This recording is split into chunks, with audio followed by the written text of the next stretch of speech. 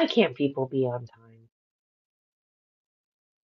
Hey guys, my name's Debbie. Welcome to my channel.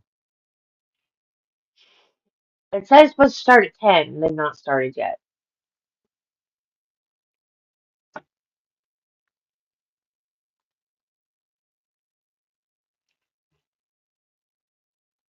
Good morning, Judy.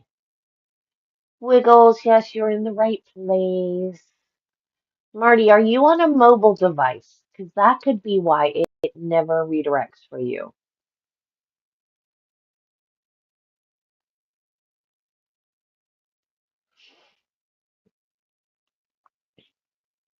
I don't drive down one-way streets. I avoid them. And I did see that. That is awesome about Ian. Except for this. This sucks. What's wrong with people? Why? I don't get why people cannot, like, they have been shown factual evidence that she did not hit this man with her car. Factual evidence. And there is evidence that the lead detective on the case botched the investigation. In my opinion, Belle! Bella's peeing on my carpet again. In my opinion, there's been evidence was planted at the scene, but maybe that's not been as solidly proven as the evidence that she did not hit him with her car. But it has been proven. A jury of 12 people found her not guilty. Why can't people just shut up about it now and leave this poor woman alone? She did not do this.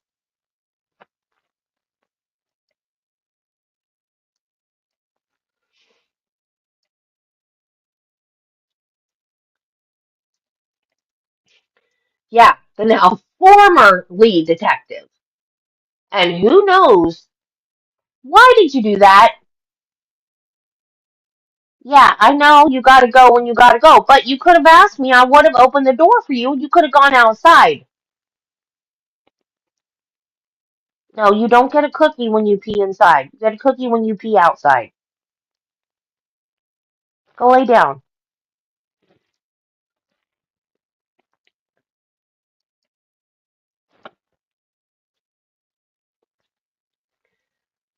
I watched Lawyer You Know last night. Um I'm not talking to Travis. I'm talking to Belle. But this is what he does in the evenings now. You shouldn't say this on YouTube. But Belle will beg to go outside and he'll go, okay, I gotta go too. And he'll go outside and they'll both be outside.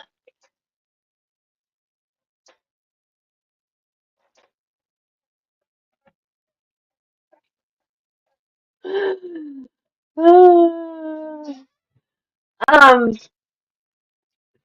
so Peter did an interview with Karen's dad.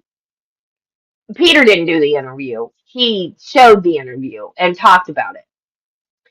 And the big takeaway was that Mr. Reed had a message for everybody. Vote. And it's actually what Peter said, and I agree with him, and I'm guilty of it too. Don't just go vote for the president. Vote for the local elections too, because that affects you more than the presidential election. And I am guilty of that myself. I only vote in the presidential election. And especially after what's happened to me with the county commissioners and closing my road and making it a pain in the butt. Yesterday, I had to go find the Ups driver, not Ups, Amazon driver, because my jerk neighbor had the road closed and I cannot get Google Maps to change the GPS to my house. Don't boo vote. That's good. That's good. Um, but yeah, I went down there when my neighbor closed the road. I went down there to the commissioner meeting, county commissioner, and I'm like, no one can find my house. I wasn't getting my mail because while yeah, there's another way to get to my house, which is why the county commissioner closed the road. But I mean, it looks like nobody lives back here the other way. So people start to go this way and they think, oh, there can't be anybody living back in here because nobody goes that way and they don't maintain the road because nobody uses it. And so people go, oh, well, I must be lost because no one's back here. And I begged them. I'm like, please, please. And I told Travis because this started when I was sick. This started when I was still, I don't know if I was still on chemo or not. But I remember because when I went to um the county commissioners meeting, I had my walker with me, and I got up to the podium, and I was so sick, I had to get Travis to bring my walker over to me at the podium so I could sit down because I have a walker that has a seat on it. And my stepdaughter goes, "Oh, I thought you were just putting on an act." That's my stepdaughter for you. I was like, "No, I needed the walker because I thought I was gonna fall down." So I was still like, I was either on chemo or still getting that shot to boost my immunity. Um, and I told him, I'm like, nobody can find me. I get medication that FedEx has to deliver to my house. They can't find my house. I'm not going to get my medication. I'm I'm not gotten my mail in 2 weeks because you guys shut that road and they said that they can't go the other way to my house. So yeah, and what I should have done is voted. I don't vote in the local elections, and I should have gone and voted all those people out of office and got all new people in. And it's not like I was a nurse. I worked at both nursing homes, and we live in a very small town. We have two nursing homes, and I worked in both of them. Like I've worked in this community for 30 years. Before I went on disability, I worked in this community for 30 years. Like, and I've taken care of the parents and grandparents and people on that commissioner board. Like they know me, and they did this to me. It pissed me off, man. What? You got to go outside now? You just peed on my carpet.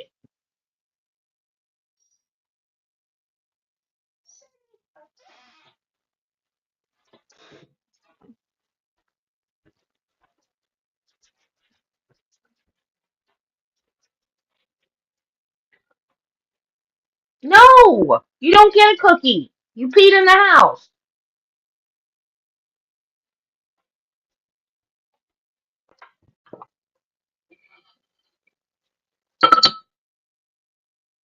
Now go lay down.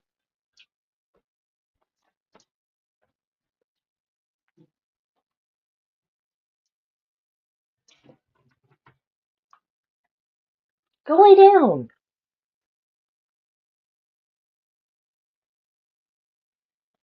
What you want? It's not lunchtime. It's 10 o'clock.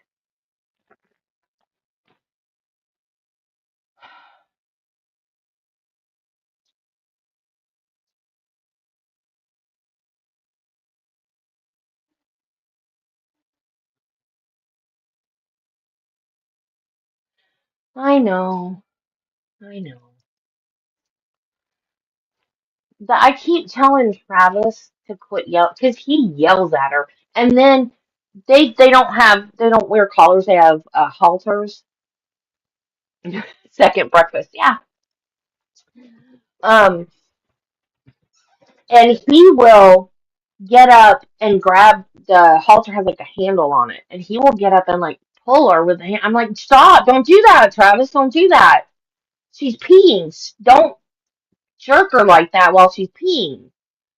And it was either last year or the year before. We tried like three different antibiotics on her, and finally it seemed to help. And now she's having problems again, and we have tried one antibiotic, the one that worked last time, this time, and it worked really well. But now the thing is, her pee is clear. It doesn't look like infected, gross pee. It's clear as a bell, and it'll have like one tiny little blood spot in it almost every time. And I think she has kidney disease. I don't think it's an infection. Because an infection, it would smell bad and it would look bad. It would be like cloudy. It wouldn't be clear. I think she just has kidney disease. And she goes a lot. And I think that's it. Because, like, she'll be asleep. The weirdest. But you love me, guys. That's why you love me. What, baby?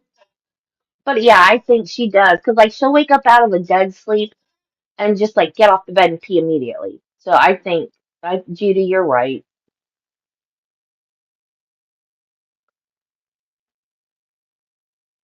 What, baby? You hungry? Are you hungry? Is that what's the matter? Okay, when court starts, I will feed you your second breakfast. Will that make you happy? Don't cry. She got worked up. Don't cry. Don't cry. I love you. Don't, no, don't start. We gotta wait for court to start and then I will get it.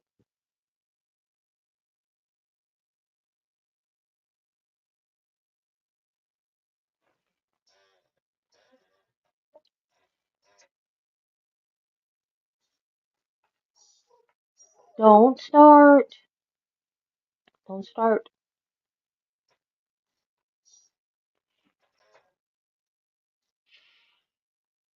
Come on, court. You're supposed to start at 10. What's going on?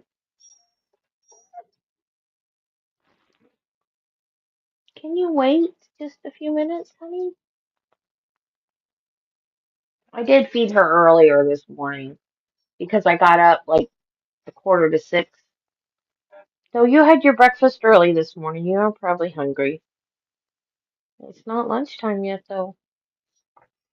You know, most dogs only get fed twice a day. She's hungrier than she used to be. And that scares me, too.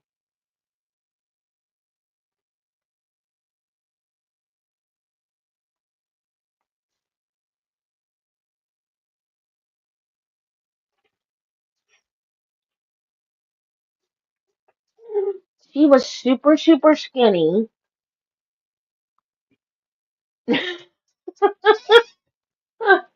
Yeah, yeah, she does. I know. I'm just, they're so neglected.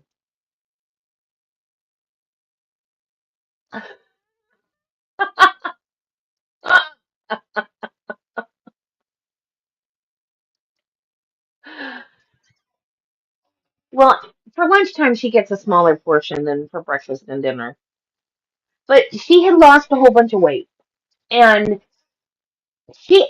I used to like rub her face and like hold her face in my hands and rub her ears and play with her. And now when I do that, sometimes she'll yelp and like back up. And I think she might have some bad teeth. But the vet has never said anything about her teeth. So I don't know. I don't know if maybe she just doesn't like me messing with her face anymore or if it's her teeth, but she was when she started doing that, she also started losing weight and I thought, well maybe her teeth hurt and she can't eat the hard kibble anymore. So I started getting her Fresh Pet, which she adores, and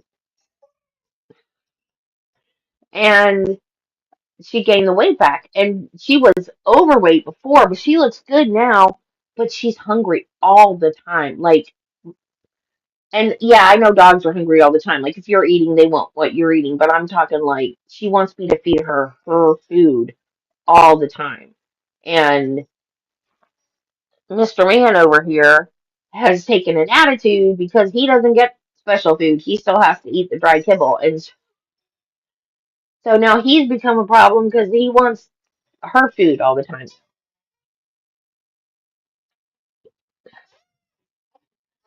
Oh, crate him. Do you have a crate?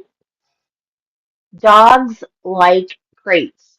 Everybody's like, no, I'm not putting my dog in a crate. That's cruel and blah, blah, blah. But it's not. Dogs are, they're descended from wolves. And wolves are den animals. They live in caves in the wild. And they like it. It's like their room. Well, put puppy pads in the crate. Well, you haven't tried puppy pads with her, but I bought. It's huge.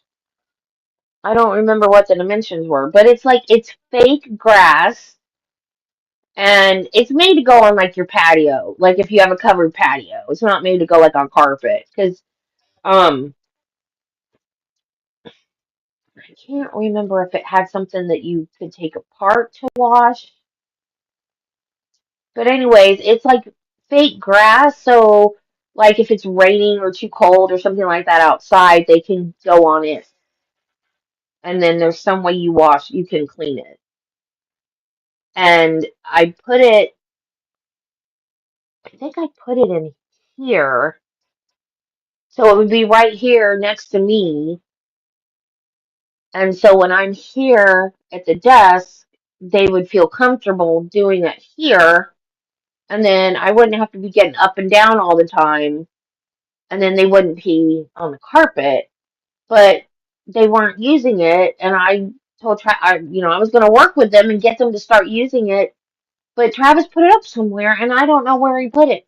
And the other day, he was complaining about the smell, and he got a little handheld thing that's supposed to be for pets, and while he's cleaning it up, it stinks to high heaven. It makes the smell worse, but then once he does it, it works good. Like once he does it, the smell's gone and the spot's cleaned up, and it's great. It's a little spot cleaner vacuum for pet messes. I forgot what brand it is or anything, but he saw it advertised. He had to have it, so he ran out and bought it. And so before he bought that, he kept saying, "There's this thing I want to get that I saw on TV." I'm like, "Whatever." I said, "Where's that fake grass thing I bought?" And he goes, "What fake grass?" I said, "The thing I bought from Amazon that cost like $30." He's like, "I don't know what you're talking about." I said, "That big fake grass thing I bought." He goes, "Oh, yeah, I don't know. What'd you do with it?" I said, "I didn't do anything with it. I had it set out for them to use. You did something with it. You rolled it up and put it away somewhere." He goes, "Oh, I don't remember what I did with it." I have no idea where it went. He says there's a kind of puppy pad where it has, I guess, pheromones or something in it that they smell that attracts them, so they'll pee on it. And then it's washable. I don't know how it's washable and it still has the pheromones in it again after you wash it, but and I said, well, good. He doesn't do any online ordering. He doesn't know how. So anything that he wants, he can't even like take a screenshot or like he forgets. He's like, show me how to do this, and then I show him, and then next time it pops up on his phone, he forgets. what I told him how to do it. So then it takes us hours to find what he's looking for again, than for us to find to order something. It's He's just not a tech person at all whatsoever. Well, I don't know. They're not starting court. They were supposed to start at 10. Do you want? I have people. Am I supposed to abandon them to feed you? I am. That's not very nice. That's kind of rude. I'm a hostess here.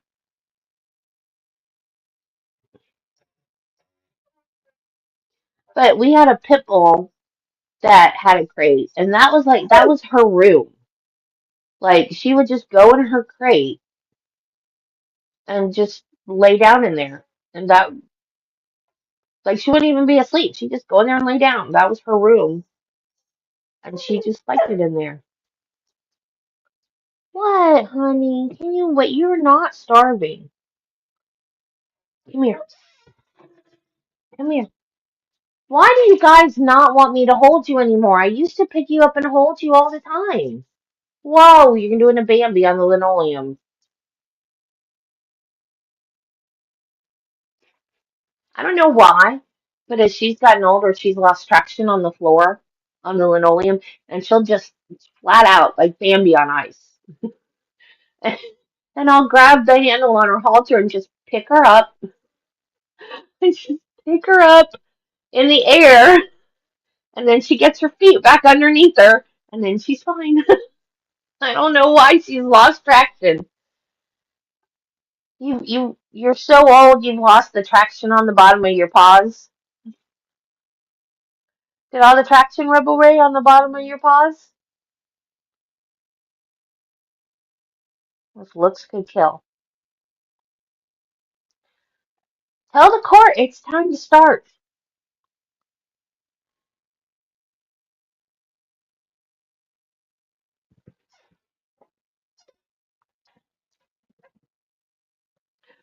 Did I just see movement? Did I just see a head?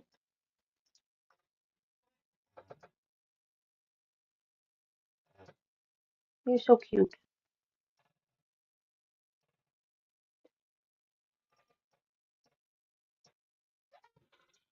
I don't know why I'm gonna move this because then I have to redo it. But look at that face. I need to empty the garbage can. They hate it. They hate the camera. Well, I'm crooked. Both dogs. Both dogs hate the camera. I don't know why. They hate it. They absolutely hate the camera. I don't know. I don't know why. They don't even like. How do they know? It's a phone. It's my phone that I have in my hand 80% of the time. How do they know?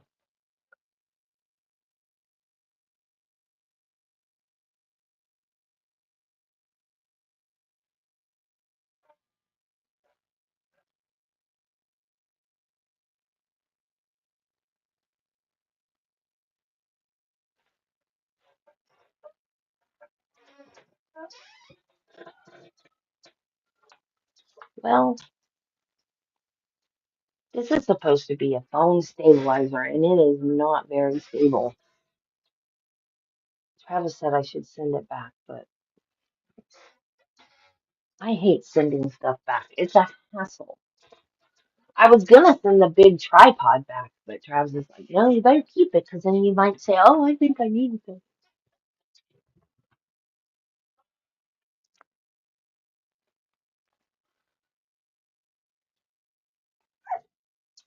So that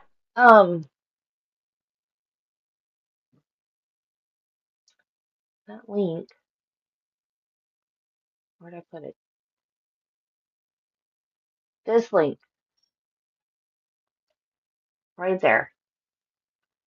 That is to the that chapter episode on the Lanz brothers, and it's got body footage of when he was upstairs. So, can you please wait? Stop interrupting me, Belle. Um, when he was upstairs in that house, the people, not the people that he unalived, the house where he was arrested in Fulton County, those people were home. He walked in the house and went upstairs. And so the body footage it starts off, the episode starts off with a little bit of that body footage, and later the whole body footage is there. So he goes in the house. The woman told him not to go upstairs when he started going upstairs. She's like, don't go upstairs. And he did anyway. And so the cops, when they got, this is from the conversation the cops had with the couple. And he said, do you know this guy? They're like, no, never seen him before in my life. Have no idea who he is. And the cops went in there, and the one cop, the other two cops were like in the living room. And the one cop, which is Rouse, I'm the one that got attacked, he's at the bottom of the stairs and he's talking to him. And he says, why don't you need to come down? And he said, well, why don't you come up here? Are you afraid? And he said, no, I'm not afraid. And he said, but this isn't your house. Your house is next door. And I don't think he really thought that. I think he was just trying to say whatever to get him come down. He said, your house is next door. You almost made it, buddy. It's the next house. You got the wrong house. It's the next house. And he said, you need to come down. And he goes, well, no, you need to come up. And um, said, well, you've got to come down anyway to go to the White House next door. He goes, next door? Are you sure? And the cop goes, yeah, you almost made it, but not quite. You're in the wrong house. And he goes, well, why don't you come up? Are you afraid? And the cop said, no, I'm not afraid. Are you afraid to come down? And he said, no, I'm not afraid. And then there was like silence for a few seconds. And then he starts walking down the stairs, and then he just attacks the cop. So there's that body footage. There is some footage. Can't really see anything because it's really far away, but from his brother at the Pentagon, like the crime scene, it looks like footage from a helicopter maybe that was taken with the bus that he got off of being there, and then all the people that was, I guess, responded to the scene, and the commotion going on and all. So it's a pretty good episode, and it's just bizarre. It kind of, what it did for me was, because like I was confused about, I mean, I finally figured it out, but I was confused about the timeline about his arrest. I was thinking they arrested him. Originally, I thought they arrested him at his parents' house, and then they had made his parents go outside when they went in to arrest him, and that's where he attacked the cop. And then later in the trial, I realized that he was in a stranger's home. But I didn't get that at first. But then after I watched, which, like I said, during the trial, I figured that out. But when I watched that chapter video, it was very much apparent exactly what happened. So he left the crime scene and then just, I guess, still in whatever fugue state or whatever he was in, went went to somebody's house. But it's just, he knew to put the phone in airplane mode. He'd been searching about things like heads exploding, and so there was a little bit of thoughtfulness there. So it wasn't like a complete blackout or a complete fugue state or whatever. There were delusions involved, though. It's this, this guy is just an enigma. I want to know more. Are there any like official documentaries about this guy yet? I mean, that's a documentary about him, but like network type Netflix or Dateline or 48 Hours or because there's got to be more about this guy. It's bizarre. It is just bizarre. There were, I don't remember where it was. I don't even remember if it was in the US. I remember the twins weren't American and they were on vacation. But I don't remember if they were, yeah, I remember My Name is Steven.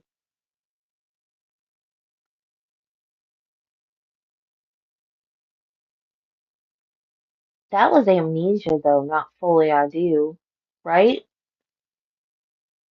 But there were twins that had Fully I Do and they ran out in traffic while cops were trying to stop them.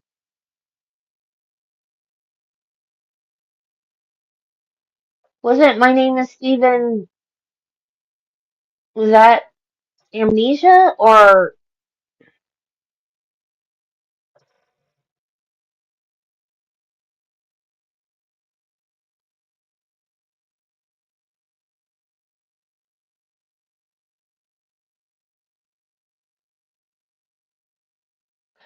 oh, yeah. His brother was a serial killer in a state park. That's right. And his brother was kidnapped as a child and then was found.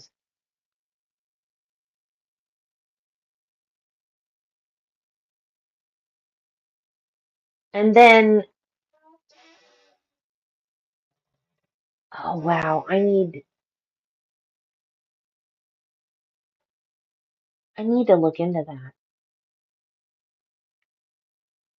Oh, that would be a federal trial though, because it was a state park.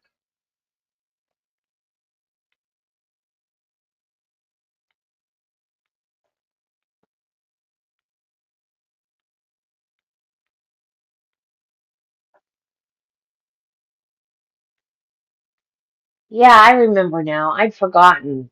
But yeah.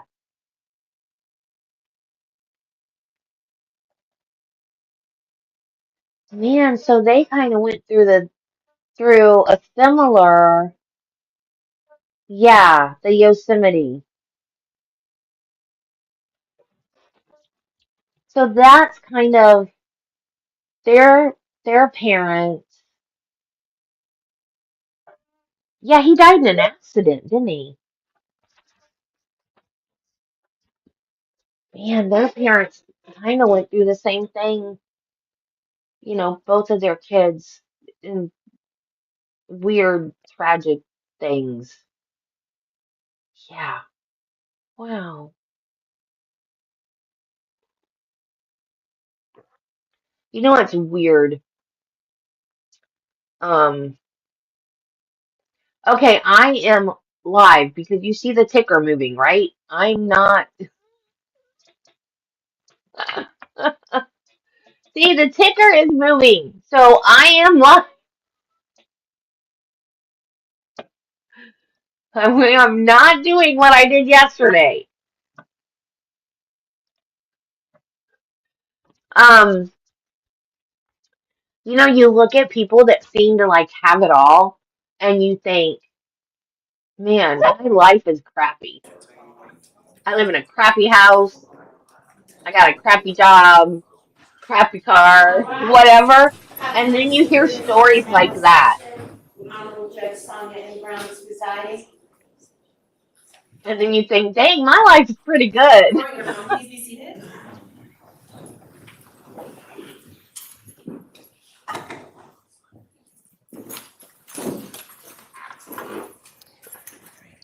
Good morning, everyone. Again, I am Judge Sonia Brown, the presiding judge for the criminal trial of the state of Georgia versus Matthew Scott Lanz, 229000922. We are present here in the open courtroom. Present to the court, the clerk, the court reporter, Attorney Jimmy Berry, who represents Mr. Lanz, and representing the state, our assistant district attorneys, Green and Horowitz. Good morning, everyone. Good morning. Right, so Attorney Berry, I see that Mr. Lanz is not present here in the open courtroom. Is there anything that you'd like to put on the record this morning? Yes, there is, Your Honor. I had conversations with Mr. Lanz this morning. He requested the court that he not have to come out here this morning.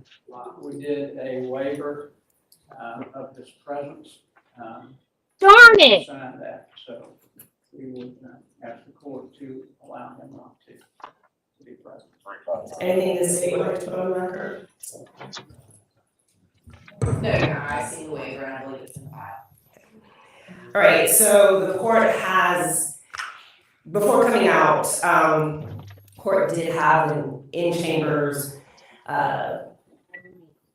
discussion with the parties, both the state and the defense, and the court did do some research on what the court could or could not do when it comes to a defendant in a criminal case waiving any appearance at any point in any court appearance. And the case law that we have been able to find gives the defendant the right to waive their right to appear at any portion of a court appearance.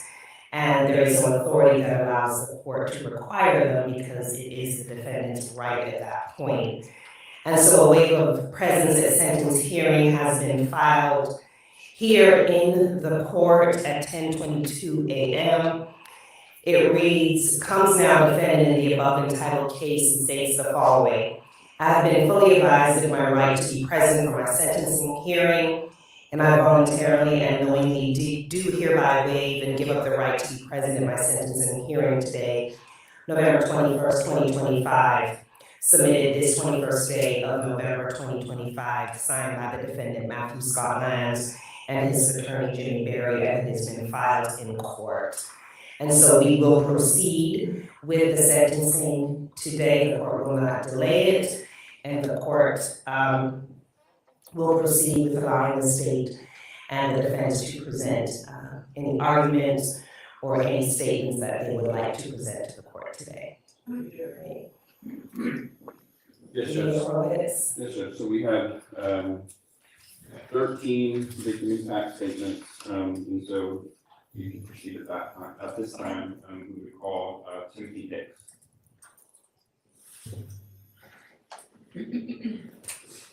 How many? How And many Judge, would you like statements? them- Yes.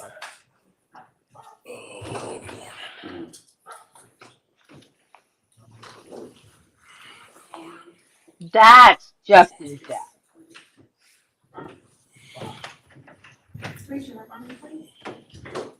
This angle makes me look fat. I mean, not that I'm not, but Right,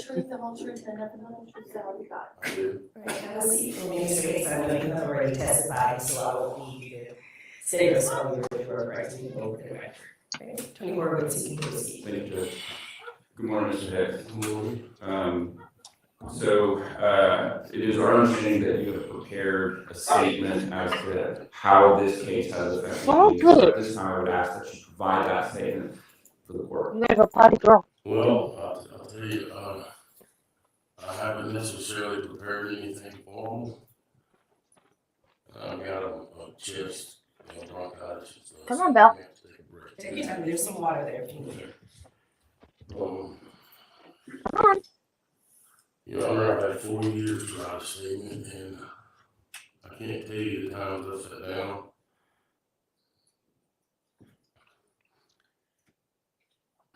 and attempted to write one.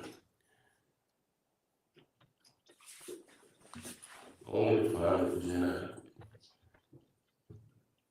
So I crumble up the paper, throw it away, and try again. I've spent time alone in the woods on the lake. My son's grave.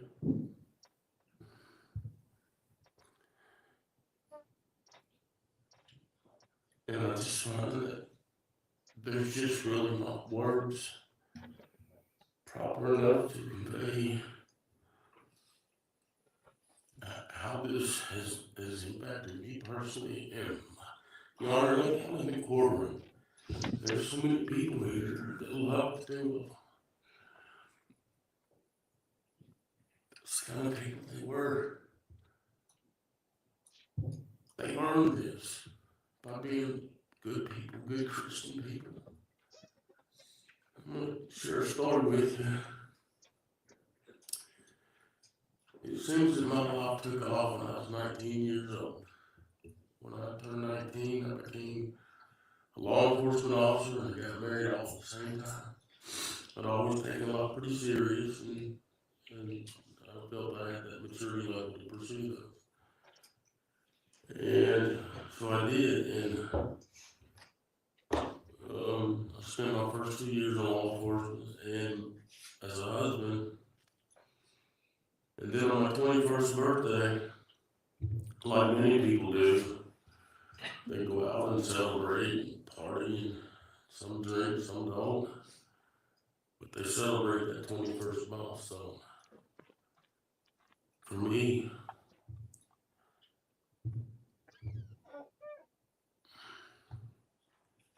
that milestone was the birth of my first son, Justin. On my 21st birthday, I spent over 12 hours knocked over a hospital bed. My wife was in labor with him. That's how I celebrated it. And I would not change it for the world. My son was almost born on my birthday. As God would have it, it was just barely the next day, the 26th of May, on the 25th.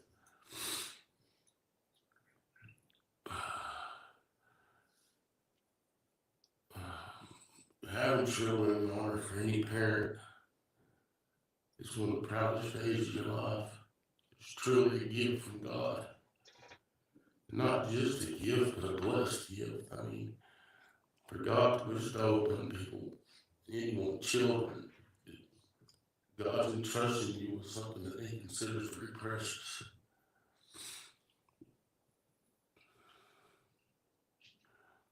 And that's how I feel about my son and my daughter-in-law. They were precious.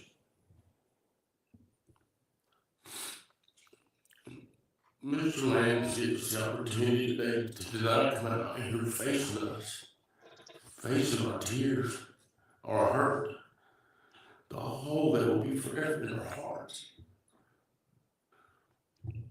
I understand the law, understand his rights, and I would do nothing to infringe those. I, for one, have stood in position to protect persons' rights. But I do think, Your Honor, that it speaks volumes of his guilt or innocence. If I was accused of a crime or otherwise, and knew emphatically without doubt a clear conscience before God Almighty, I would stand and face my accusers to my last breath if I were innocent. He's chosen not to do that. They don't even get to address their remarks to him. What a coward. I could sit here all day and tell you how wonderful Justin and Amber are as people. You know, And I that know that sucks. oftentimes the folks that love another, they speak those words about the person they love. And as They you'll shouldn't be hear allowed from to me, wait. other people will do the same thing, but there's one slight difference. It comes out of Christian love. That's a different kind of love, Your Honor. That's a deep,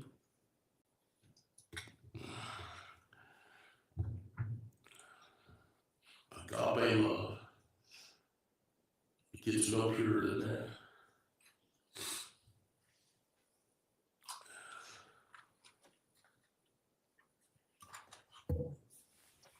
Amen.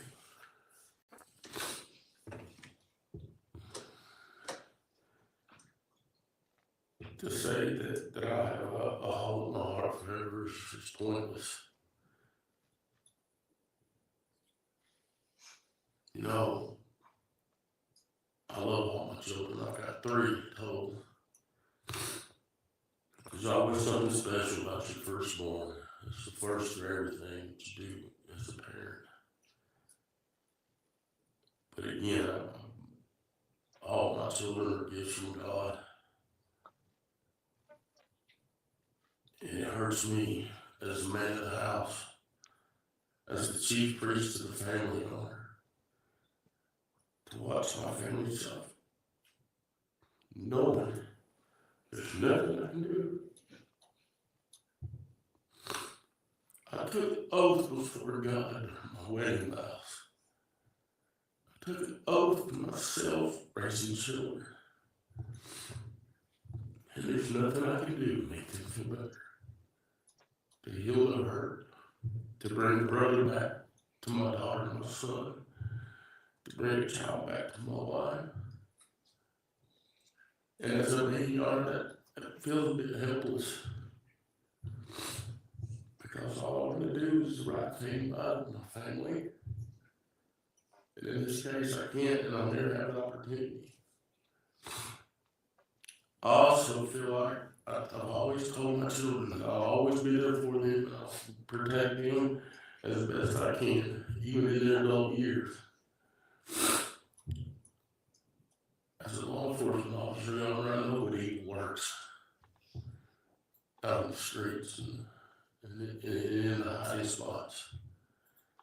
I've faced it face to face personally, and I made that promise to them. In this particular case, though, I wasn't able to protect Justin. He had to stand on his own 2 feet as a man and be gunned down. For what reason? You know, if there'd been some sort of conflict between them, or even if the offender stole $1, certainly a life's worth way more than $1, but I could fathom a little differently. But senseless. Why? I still have that question. The answer to that may never be this side of heaven. But why? I just want to know why. I'm gonna try to wrap it up, Your Honor. I can hear him. That's so to give other people an opportunity to speak. What I I'm can't about hear to every tell you, word, Your Honor, but I do not want to sway your decision on sentencing whatsoever, because I want the defendant to face whatever the court sees fit. But I'm gonna sit here today and tell you that I forgive Matthew Lanz for what he's done, for what he's stolen from us.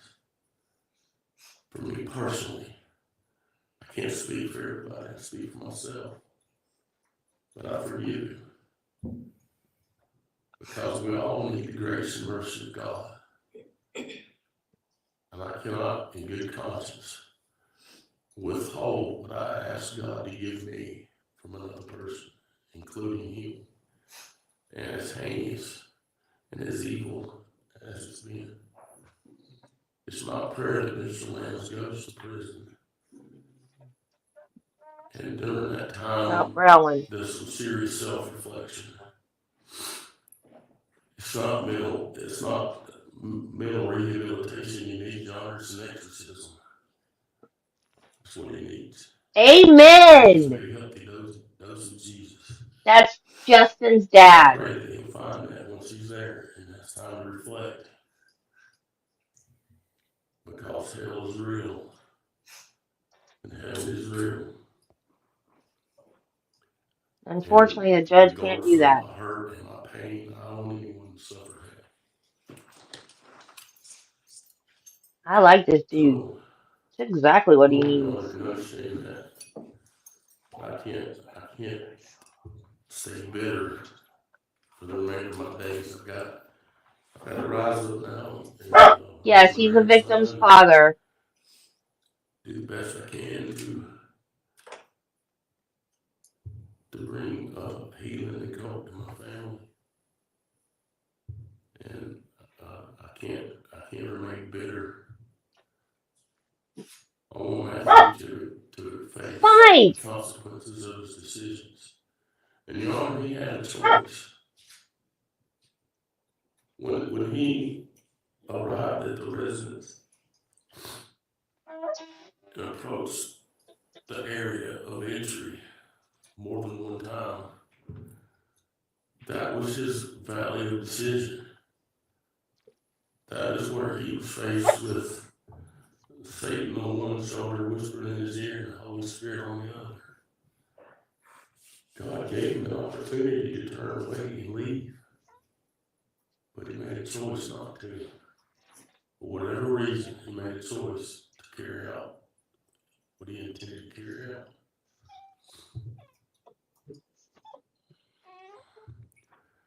My son and daughter-in-law didn't have a choice.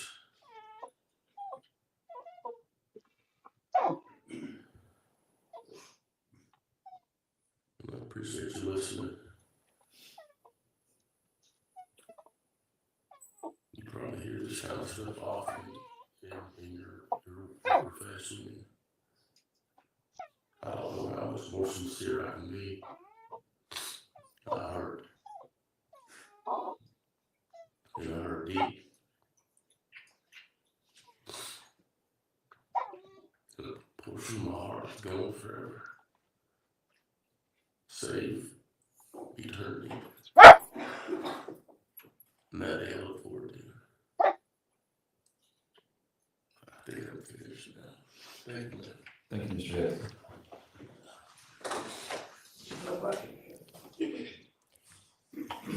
Mr. Horowitz, you can call the next witness.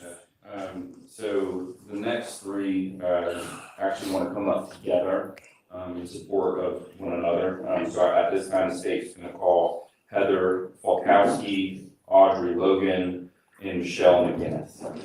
And you can give them the option there, or whatever they want comfortable with.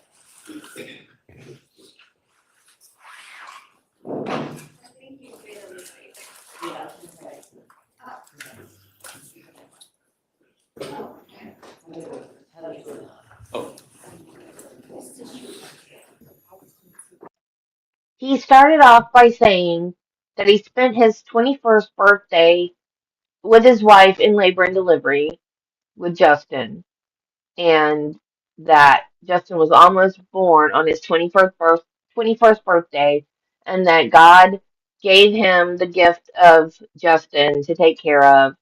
And I didn't catch it all. It is a bad PA system. And he said that he forgave him. He said that he didn't need mental health treatment, that he needed an exorcism, which I agree with. I don't, there was something extremely wrong with this boy. I don't think an exorcism would hurt anything. And yeah, I think that's about the gist of what he said. I think the tears and the bad audio system is why it's hard to hear. Hopefully we'll be able to hear this lady.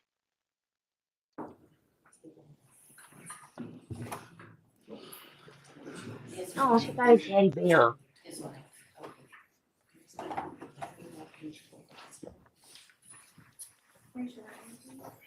You can solemnly swear or affirm that testimony you're about to give before the matter now pending shall be the truth, the whole truth, and nothing but the truth, so help you God.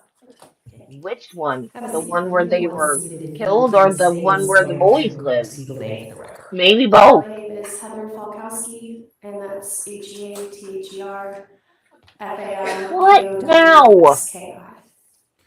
Good morning, Ms. Falkowski. Just before you start with Just your wanna statement, if you'll indicate to the court kind of your relationship with Amber and Justin. Amber was one of my best friends since we were 13. Perfect. So at this time, I'll ask that you give your statement.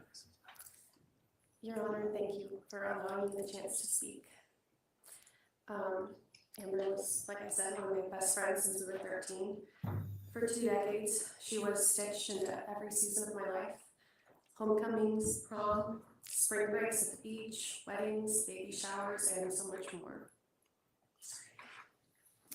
She was the kind of friend you expected to have forever, Justin too. Amber and Justin were not just good people, they were extraordinary ones. Amber was loyal, selfless, funny, and had a heart of gold. She cared deeply about people. She had a way of making everyone around her feel valued and warm. Justin shared that same goodness. He wasn't just a wonderful husband and father, he was a firefighter. He spent his life walking towards danger so others could walk away from it. He gave his days, his energy, and his courage to protect people he would never meet. He lived his life in service to others. When my first son was born, Amber took the time to knit him this teddy bear. Since her death, I've had another son. He's actually the exact age Jacob was that night. And he will never have a teddy bear made by Amber. One of my children has something from her hands. The other will only ever have stories. One of the heaviest burdens I carry is knowing that Amber's last ordinary moment was spent texting me and another friend as we made dinner plans. It was something we had done countless times. It felt so small, so normal. I didn't know that her response would be the last time I would ever hear from her. The next morning, as I was decorating my Christmas tree, my life was suddenly split between before and after. Since their deaths, the world feels dimmer. The grief is emotional, but it also lives in my body. It's the ache of reaching for my phone to tell my friend something and remembering she's gone. It is sitting in silence on days that should have been filled with laughter. It's dinner at Olive Garden with her seat left empty. It's the sharp, disorienting pain of knowing two people who should still be here. Hey, Carla. Not a single day has passed that I have not thought about them. And alongside this grief is trauma. I needed therapy to process their horrific murders. I cannot sit in my living room at night unless the outside lights are on because darkness now feels dangerous. My husband has to tell me anytime he's on his way home because the sound of someone entering our home makes me panic. This violence stole my sense of safety in my own home. But the greatest loss belongs to Jacob. Jacob lost his entire world in one night. He will grow up without a mother who adored him in every way a child deserves to be adored.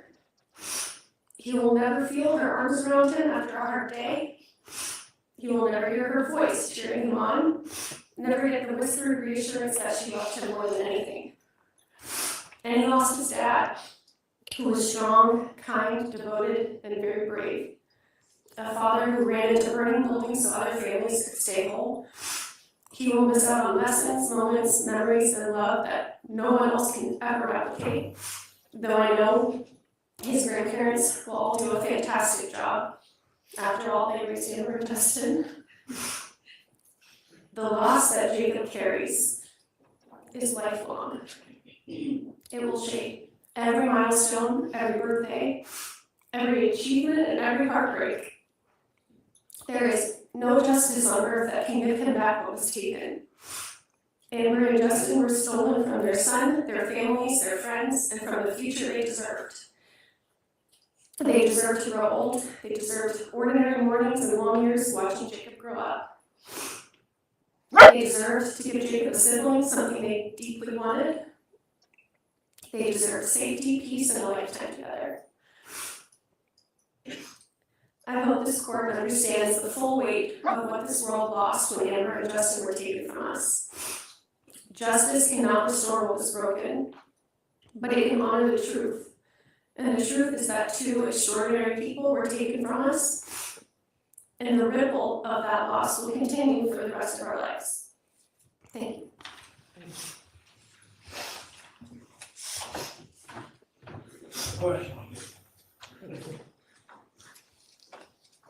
Just to correct myself prior to Ms. Polkowski, obviously gave her statement by herself, but this next one is Audrey Logan, Michelle McGinnis, and along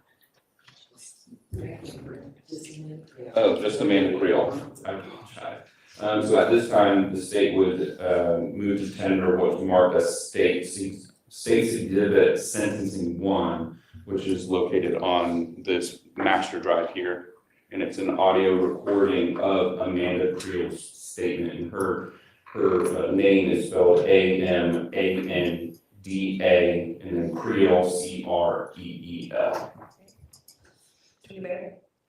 We don't have any objection to that, Judge. We went over that this morning. States 1, 17. Thank you, Judge. Mayor Publish? Yes.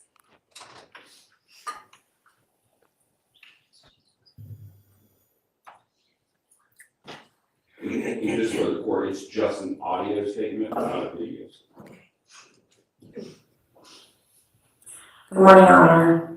My name is Amanda Creel. I originally was going to speak today, but Wednesday during a break, I had an overwhelming feeling that I needed to talk to you today. I never imagined that I would be standing in a courtroom talking about my best friend and her husband. About how they were senselessly murdered and taken away from us. The people that have been sitting with me this week and the others over Zoom are some of the most important people in Amber Jason's life. This week has reignited our pain, the pain that was caused by heinous actions of the defendant. Amber and Justin were my friends, but I've known Amber since 8th grade. She was my best friend. I grew up with her. I was supposed to grow old with her. That was taken away from me. I could tell you countless silly stories about Amber and I. There were stories about homecomings, chorus, boyfriends, sleepovers, and breakups. And that was just 5th grade through high school. As we grew older, it was about college classes, jobs, boys, karaoke. But boy, could that girl sing. I would love to hear her sing in person again. Instead of through old videos, that's all I have left. Videos and pictures and memories. It was through Amber that I met Justin, that Amber introduced Justin to me. She was nervous, but one full drink ended up being a 10-year friendship with my Justina. That's what I call them sometimes. We actually went on a cabin trip, and I encouraged him to stop being stubborn and just finally say I love you. And when they got engaged, she called me at work, telling me that they were engaged. Justin had forgotten to text me, so I missed it. I still bring it up to him when I go to visit him at his grave. I told him I would never let him live that down. My mom hosted their engagement party and helped me plan their wedding shower. We helped get decorations and favors ready for the wedding, and I got to see her try on her wedding dress. And when I finally got married, I was in the maid of honor and stood by her side, crying with joy. That day was perfect. And then finally, one Christmas, I had a picture of her saying, "Best friends get ready to dance." She was pregnant with Jacob. We talked on the phone every day, our commutes to and from work during her pregnancy. And boy, was she foxy. I just knew it was going to be a boy. But I hope one day she would be able to have a Disney princess too. I have to be there the day Jacob was born. I have so many memories of them. But only once. Because they're not here anymore. They're gone now. I can't be there today. But Audrey and Michelle are there for me. For her dad, for our friends, for our little village. The three of us have been friends with Amber for over 20 years. And Justin for 10 years. We had to call each other about our friend's murders on November 17th, 2021. This devastated us. Our friends were gone. We spent days on the phone, constantly trying to try to understand how the horrible thing could happen like that to such amazing people. Amber and Justin had the best hearts, We're so kind and loving. Why did this happen? How did this happen? We laughed and cried talking about them. We couldn't fill in for anger for one another. Our trauma and loss bonded us. We decided one day that we were trauma sisters and that Amber chose good people to be her friends. She chose us so we could have someone to lean on when she was gone. Because somehow she knew we needed it. On November 17th, 2021, our lives were fractured into a before and an after. Before, we had Amber and Justin. We had long conversations, hugs, singing, and dancing. We had plans together for dinner, birthdays, weddings, and Christmas. We had our lives together as friends and family. After we found out about the murder, all that ended. We were stuck with the after. They're never going to be able to talk to us again. No more hugs, no more singing, no more dancing, no more birthdays, no more plans, no more celebrations, no more anger and joy. Our friends are gone. Shot and killed in our home. We have to move on without them. I got married without Amber and Justin by my side. I went to Michelle's wedding in their place. Audie adopted 2 beautiful baby girls that we got to meet, but Amber and Justin will never meet. She will never meet my children. Our lives will never be the same because their souls were too good to be replaced. We will forever live with that hole in our hearts. The defendant didn't just take our friends' lives, he sold our sense of security. We now have Lanz, security systems, and fear. Fear for our safety, fear for our random noises, fear that we never had before this incident. On November 17th, 2021, Amber and Justin left their son because they were shot and killed while he was sleeping upstairs instead. Jacob was left alone for 12 hours, soiled and alone. But he will never be alone again, because every person in this courtroom will ensure that he has the closest thing to a life the defendant tried to take from him. He will never be an orphan. Your Honor, we ask you to sentence the defendant to the maximum sentence. This man deserves to stay behind bars for all the trauma and loss he has caused. We hope you consider our request when you make your decision on his sentence. Thank you for your time.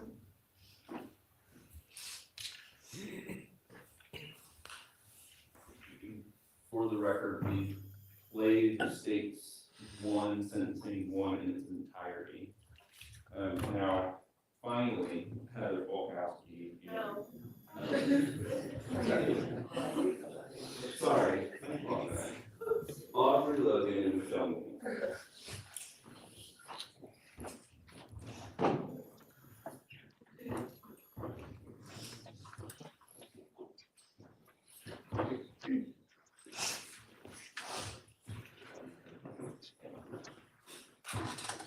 Do you all want to stand there, whichever one y'all are comfortable with?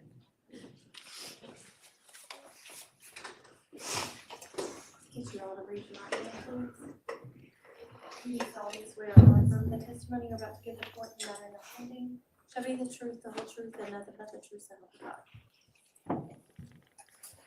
God. So if I'll start here on the right. If you'll just introduce yourself, spell your name for the court reporter, and then we'll go down the line. It's Michelle McGinnis, MICHELLE, MCGUINNESS.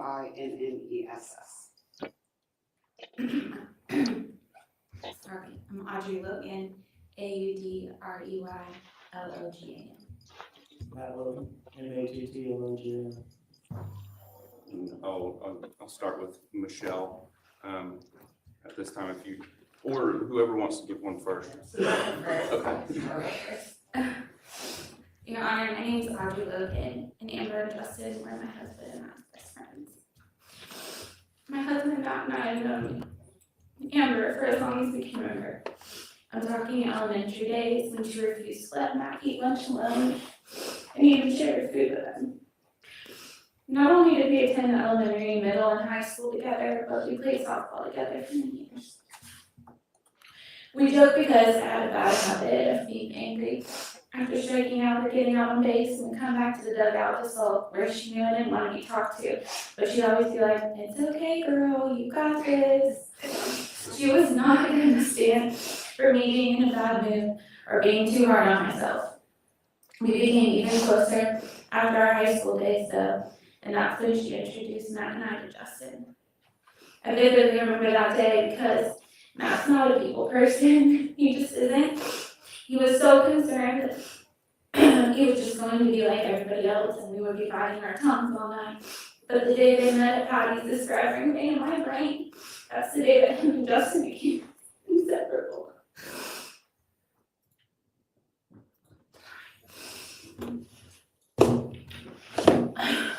I truly never imagined the day that one day I would stand in front of a courtroom full of people and talk about two of my favorite people in the past tense.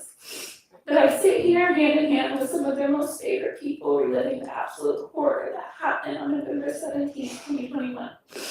Reliving the pain that has no end due to choices that monster made that night. My life will now always be separated into before and after. On September 17, 2021, I went to bed, excited for the weekend plans I just made with Amber this year at church. I hadn't seen her since Halloween night when we took our babies trick-or-treating together. After that, my daughter and I came down with our speed, so I kept my distance away from everyone. A few days earlier, she came to my house knowing she might be able to see me in the middle of her busy schedule, just so we could get a package. That's the type of person she was. We were excited to be able to get back to church. Why are you barking? The very last text that I ever received from her said Sunday, Bite the with tube. an exclamation point. Because we knew we would see each other again in just 4 days.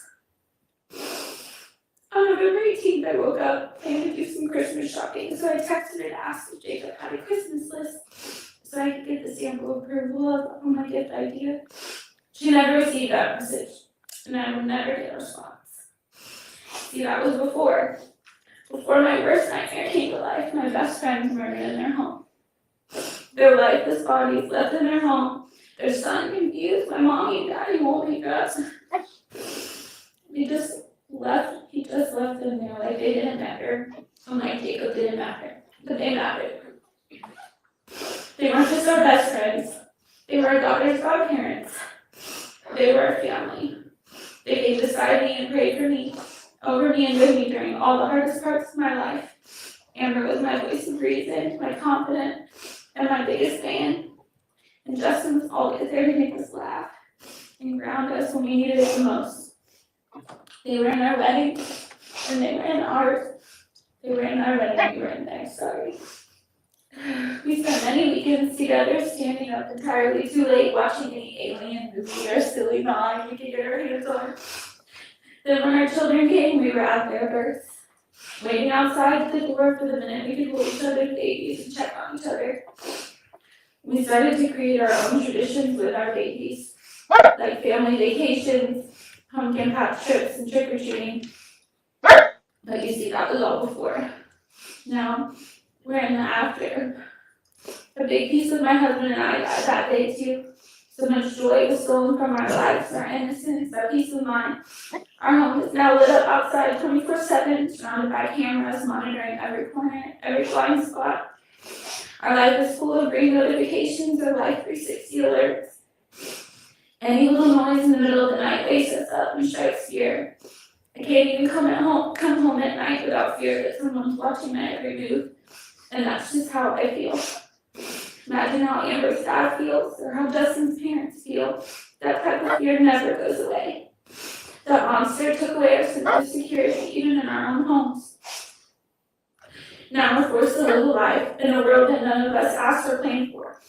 Amber and Justin never got to see our daughter Peyton, their goddaughter, start school, or see her passion for dance or cheer. Words are recital, and they won't be there for any of the most important moments of her life. They'll never meet our other two daughters, Quinn and Brooke, whom I know they would have loved beyond measure. And they would have taken them under their wing as any good godparents do. Because they weren't just incredible parents, they were amazing godparents too. Always loving Peyton as if she were their own. I needed them for all those moments, and I still need them for moments to come. I need them next to me in the row in church on Sundays.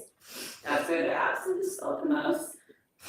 They may have always been a little late because Amber needed her start piece, but Justin needed his Duncan, and they were going to get both. Always. But they were there, worshiping their Savior and praying for each other and others because that's who they were. They were believers. They are believers. Even though my last image of them at church is their lifeless body laying in their coffins in front of the altar, I know they're still worshiping beside me. It's just from heaven now.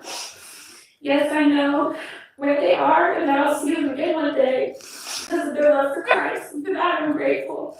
I sure could use an Amber hug right now. But this is not the life I planned for, or the life they planned for. On November 17, 2021, I slept their son into bed and sat down for some well-deserved time together. Just 2 more days and the weekend would be here, their first full weekend together in a while. They had plans to decorate for Christmas and were so excited. Decorating a big new house, a girl's dream. Then that monster decided to steal that from them. Why? And we may never know. But Your Honor, these 2 humans, Amber and Justin Hicks, were 2 literal angels on the earth. It sounds so cliche, but it was the truth. Living their day to day, putting nothing but good into this crazy world, and that monster stole everything from them in less than 10 minutes. Everything from us and absolutely everything from Jacob in 10 minutes. Now they will never see Jacob grow up, go to school, start driving, get a job, get married, and start a family. They will miss every single moment of his life. And Amber lost her mom. After Amber lost her mom as a baby, this would have been her worst nightmare. Jacob to grow up without his mom and his dad. They did everything right, and it wasn't enough. Jacob will carry this trauma with him forever. That pain can never be erased, and for what? Amber and Justin had so much life to live, and that monster, I said over there, he's not here, stole that from all of us. They deserve to grow old and experience so much more that the world had to offer. But that monster did not steal everything. He will not steal our ability to speak their names every single day. We will continue to speak their names and their memories, especially for Jacob. We'll make sure the world remembers just who this monster stole from us. I know that my God called me to forgive, but I'm not there yet. And my husband will certainly never forget this monster. One day he'll meet his ultimate judgment, and what a day that will be. Today, though, Your Honor, we ask you to send him to the maximum extent of the law. Lock him away and go with the key and maybe never have to see his face again. Thank you. I'm sorry. Please, I think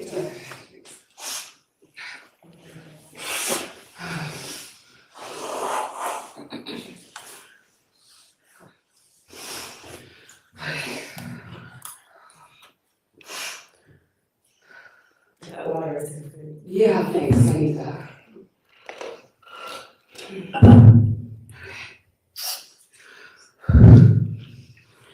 On November 17, 2021, 2 of the best people anyone could ever know were carelessly taken from this world at the prime of their lives. Justin was working his way to become a paramedic, and Amber was ready to settle into the role that she was made for, a mother dedicated full time to her children. I say children because every person in here who knew her knows that she would have at least had 3 by now. I would like the defendant to know that he's not the only person in this world who has suffered loss. Amber lost her mother at just 3 months old. Her father, Mark, raised her all on his own, and she had to grow up without a mother. I remember vividly as kids, her staying the night in my house and was talking endlessly about her mom and where she would be right now, how much they looked alike and how she used to be a model, how she had her eyes, how the number one thing she wanted to be when she grew up was a mother.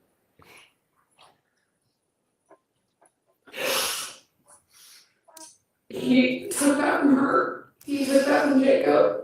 He took that from her father, her family, and her friends. But the one thing he will never take from her or Justin is the love that they had for that little boy. Thanks to the defendant, Jacob has a village in the hundreds backing him for the rest of his life. And there will not be a day that goes by without him knowing who they were and what they stood for, how amazing they were, and how proud of him they would be. I know Amber, and I know she would say that she forgives the defendant. I can't speak for Justin, but I feel as if he would say the same thing. However, I have never and will never be the angels that they were and will always be now. I will never forgive him. There is no taking back or undoing what he's done. He has done a disservice to this world by taking these two people out of it.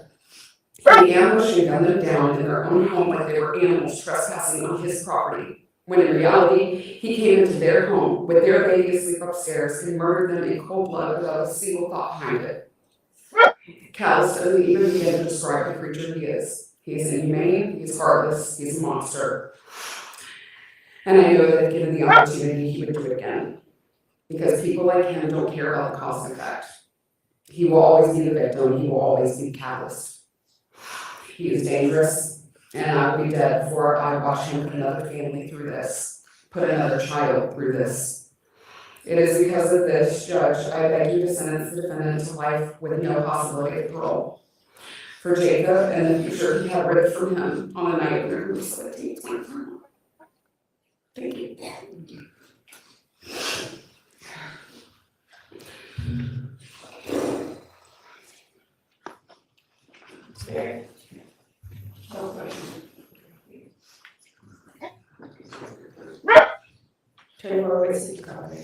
you, Judge. At this time, state calls Kristen Bauer. Just read it, okay. And she complained on speaking, Judge, but she actually wrote out her statement, so I'm gonna read it in half. Will you mark that as sentencing to? I can do that, yes, Judge. And it reads, Your Honor, my name is Kirsten Bauer, and that's KIRSTYNBAUER, and then in parentheses, BOGGS. Amber and I are cousins, but if I ever said that, she would correct me saying, no, you're my sister. We were only 2 years apart, both July babies.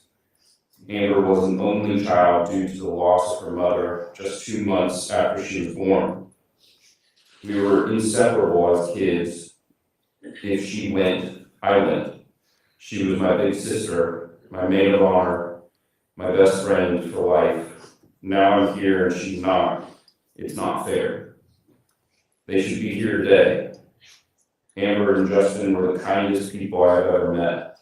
When people say they had hearts of gold, they truly did. I want to take everyone back to our childhood days. What a lot of people don't know is our grandparents lived 2 doors down from the Hicks family. We all grew up together playing in each other's yards or riding bikes. One day, Justin looked at me while we played in their yard and he said, I'm going to marry Amber one day. Remind you, we were only kids. They were 12 at this time. I looked at him with my 10-year-old self and said, you're crazy, and laughed. How could you know that? He said, I love that girl. His brother Michael and I busted out laughing like, whatever. Fast forward to 2017, his dreams came true. The the most beautiful bride walk down the aisle as to the love of her life. I've seen Justin as a grown man cry of joy that day. Lord, my sister Amber was the most beautiful bride I've ever seen. If you knew her, she just had the most beautiful smile that would light up a room that day. It was a courtyard filled with loved ones. Early November 2021, Amber was so excited to host Thanksgiving in their new beautiful home. She couldn't wait to have the family over. She said, I love Christmas. We're going to go ahead and decorate before Thanksgiving so we can prepare Christian. It's always a running joke with us. I always said Christmas comes after Thanksgiving. She didn't care. As you have seen in the photos, she didn't spare an inch of ceiling space for that Christmas tree. She wanted the biggest and the best. The second hardest thing I have ever had to do is shatter my son Braden's world. I had to go come the 18th and tell my son his Aunt Amber and Uncle Justin were no longer here. They are now with the Lord. He was 9 then, he understood and had so many questions, but his first question was, what about Jacob? How is he? Is he okay? Where is he? At that moment, my sweet, kind heart boy couldn't even have emotions till he knew his baby cousin was okay. Once I told him he was okay, you could see his world shattered, and all of his memories and love came crashing down on him. When our babies hurt, we hurt even more. Jacob brings us so much love and joy. I see so much of both of his parents in him. He's so kind-hearted and always checking on you if you look sad or even raise your voice a little. We were at the beach in July, and my son is now a teenager, and he must have done something I didn't agree with. So I kind of yelled his name across the pool. Sweet Jaden got out of the pool and walked over to me on the edge and said, hey, Aunt KK, I just wanted to check on you to see if you were okay. He just melted my heart. This is my mother and father coming out on him. They were always checking on everyone and spreading the love. I just can't stop thinking about our sweet Jacob and how this is going to act him the rest of his life. He left the cutest little boy, Jacob, orphaned. He will never have a normal birthday, Christmas, and get to see his mommy and daddy watch him graduate, get married, or celebrate any life accomplishments he has. We as a family will try and fill that void, but no one can ever truly take his parents' place. Amber had just had a miscarriage a month prior. They wanted to add to their family so bad, but now our sweet Jacob will forever be labeled an only child. That was not supposed to happen. They wanted to fill that beautiful home with a couple more children. He was never supposed to live this life without his parents and siblings. Like I said, we can't fill that void ever, but we will try and surround him with all the love and support we can. When I say he has a village, that village is thousands and thousands of people. Cherokee County Fire and emergency personnel has been here immensely for sweet Jacob and family. Blood does not make family, and we have learned that through this entire process. This courtroom has been filled with just 1% of the people that love them and care for them.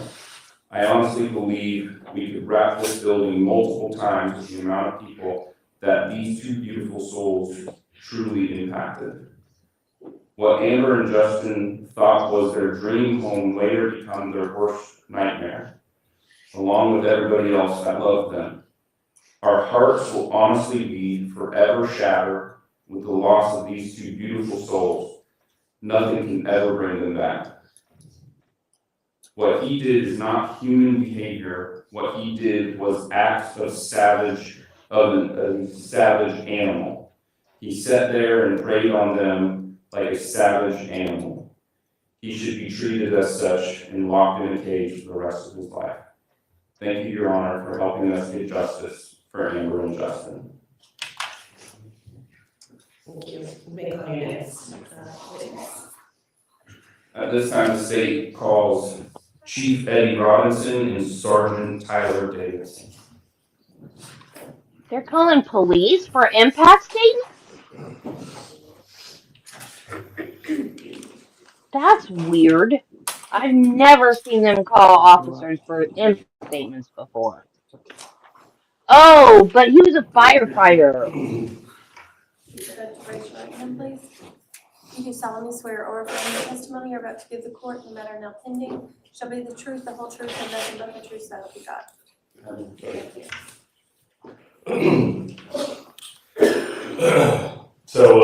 Sorry, if you'll state your name for the record, and then what you got. My legal name is also Tyler Davidson. AUSCINDAGIDSON. Sorry. Yeah. Justin was my rookie at the fire station. He came in, our battalion chief at the time, Johnny Wilkins, he said he's a big boy, he's got a bigger heart. So we're like, all right, well, let's see what he's got. And we put our new guys through some training. We make sure that they can make the cut. We do a lot of hard things together, and we eat every meal together. We sleep in the same bunk rooms together. We know every secret about each other. We are family. So me and Justin, we grow a really close bond quickly. I did not have the pleasure of growing up with them like his friends and family did back here, but that bond that we had was closer than my own family. I was telling my mom the other night I have 3 younger brothers, and Justin was closer to me than they were. We worked a side job together. Most firemen have some sort of side gig, and we worked together on our days off at the fire station. And if that wasn't enough, our families got together on weekends and we'd go fishing. And Justin was a brother.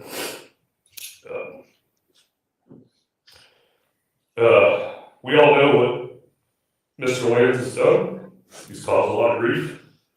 But out of that grief, there's been a lot of good. A lot of good. We set up a foundation to take care of Jacob financially, Jacob's pathway that I'm a part of, and the chiefs and other members of Cherokee County started another organization that helped as well. The Fire Foundation. So we've helped not only Jacob, but we've helped a lot of people through hard times in their lives financially, and getting that brotherhood together as often as we can to remember our brothers and our sisters in this field. I don't want to keep bringing up the bad stuff that happened, because we all know that it's terrifying, but I do want to say a little bit about who Justin was and Amber. And I remember the time that we were sitting in the station together one night, and I told him that my wife was pregnant with my first son, Austin, and we had a cigar together.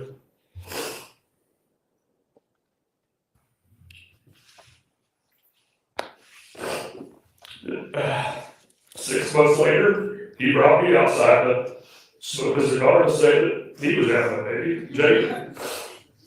And I wish I lived a little closer so my boys were closer, but my mom's here this morning, and she showed me pictures of Jacob and my son Austin and my daughter Olivia playing and taking pictures together. It's beautiful. I hope that since I get to grow up with Justin, my boy, and Jacob will, they're the same age. And And I love these people. I love Justin's family, and they brought me in like their family. And I'm gonna miss them. So that's all I got. Y'all, my name is Eddie Robinson. That's EDDIE, Thank you for giving us a few minutes today to come and just really kind of try to bring honor and pay tribute and plead with the court for sentencing.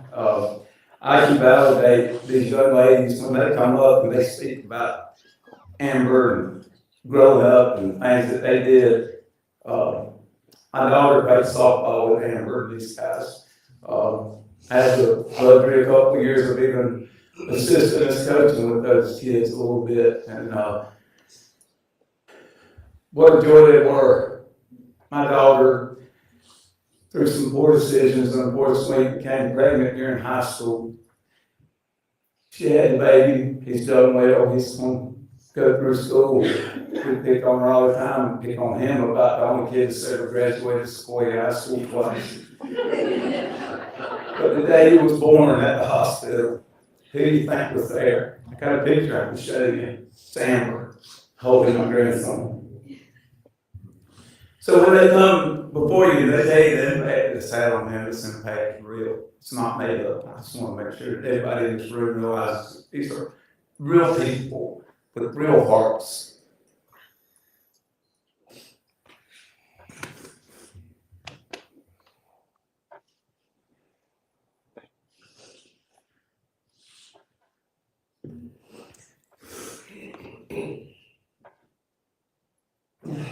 Horrible impact that Mr. Lanz's decisions had on people was unimaginable.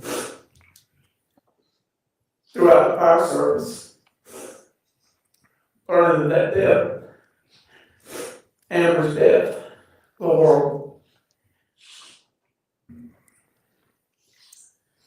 We went to the house that morning. We stood at the street. I leaned against the mailbox with Justice Dad, who I'd known from working the streets back in Cherokee County way back. We were in disbelief. We stayed through the investigation. The investigators, you could just tell watching from a distance that they were not going to leave any stone unturned. They were going to collect every piece of evidence in great detail, and we're grateful for them for doing that. And then it was time to remove Justin and Amber's bodies from the house. And they allowed us to be part of that. And more as that may sound, it brings us honor that we could do that. Because we were able to escort them over to the morgue here. And the next day, we loaded them on apparatus and escorted them to the crime lab.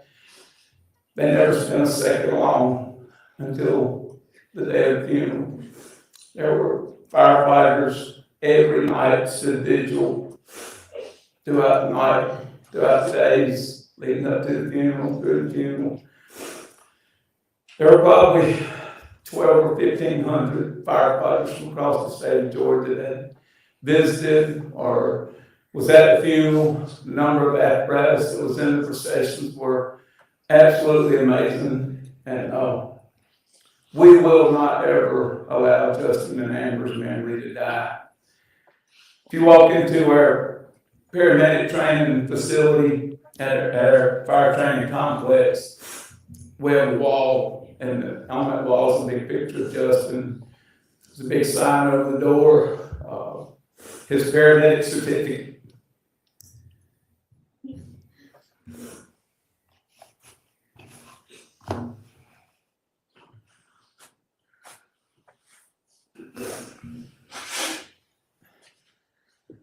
This is a real man that dedicated a large part of his life, 16 months, to become a paramedic.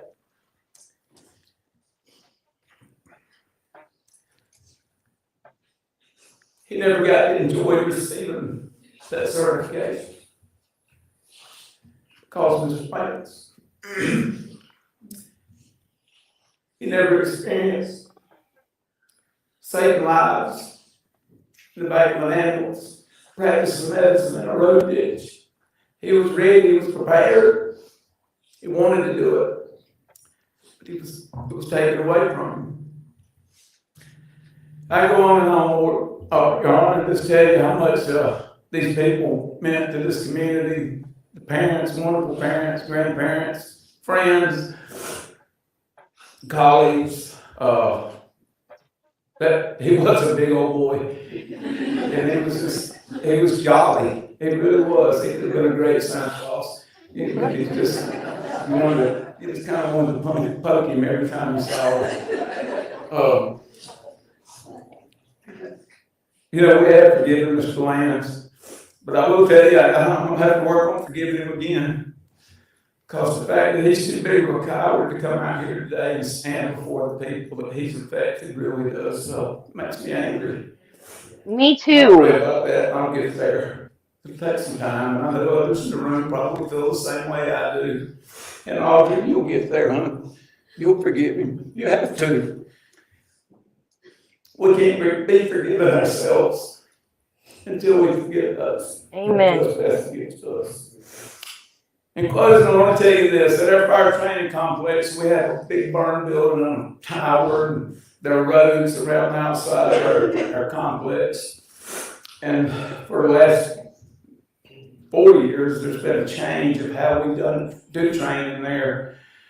Prior to those 4 years, if we were going to do a simulated emergency, our dispatch would sound something like beep, beep, beep, engine 1, truck 1, this and that. Respond to 123 anywhere street for the report of a structure fire victims.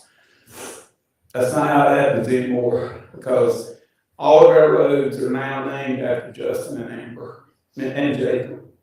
The perimeter circle is Sixth Circle. It's Jacob Avenue that passes in front of our burn building. And on the buildings have Amber's birthday, Justin's birthday, and Jacob's birthday. So now a dispatch to a simulated emergency in our truck will sound something like this. Engine 1, truck 1, battalion 1, squad 22, Medcon, whatever other apparatus responds to the report of a structure fire at 904 Hicks Circle. Cross Street is Jacob Way, or Jacob Avenue, I'm sorry. That way, every recruit firefighter that joins Cherokee County Fire and Emergency Services, they will know that Jacob, Amber, Justin, they live strong, and that example they sent is amazing. So Lord, this day, keep saying, Lord, that's what I need to pray right now. Your Honor, I just ask too that we know what's right, and I know that you're gonna, I trust that you're gonna make the proper decision when it comes time to sentence. And we just ask that sentence be the maximum sentence possible. We all have to pay when we commit these kind of crimes, Lord. We just ask that you sentence them to the full extent of the law. Thank you very much. Thank you, thank you, Sergeant, thank you for your service. Great, 2 minutes, we'll call your next witness. At this time, state calls Diana Hilton.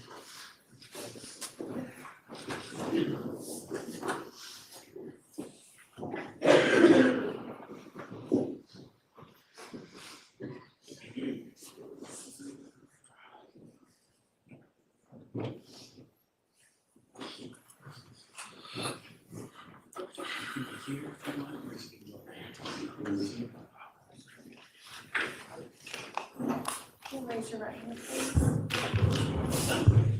You do solemnly swear or affirm the testimony you're about to give the court in the matter now pending shall be the truth, the whole truth, and nothing but the truth, so help you God. Thank you. If you'll just spell your name for the court reporter, and then tell the court your relationship with Amber. Diana. Okay, you let me move this a little closer for me, I wanna make sure I hear everything you say. Diana Hamilton, Diana Hagelton. Amber was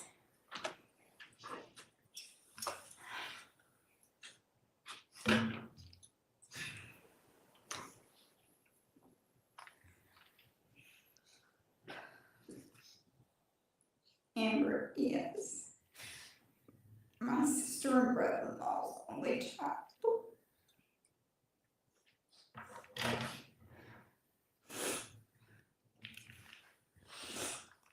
When Amber was 11 days old, her mom was having severe pain and was admitted to hospital,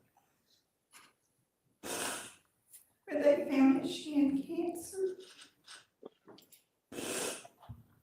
And Amber was 3 months older and had passed away. The last thing my sister said to me, the last time I was at the hospital, she said, please help take care of Amber.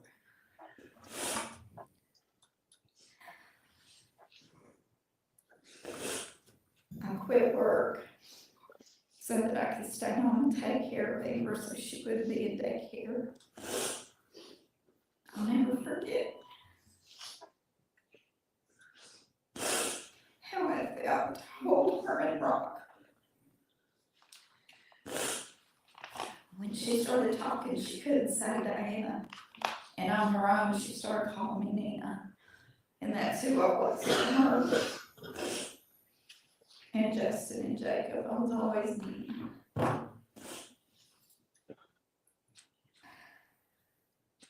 The first time she brought Justin for us to meet him, I knew he was the one for her, and we left him as our own. They had beautiful fairy tale wedding.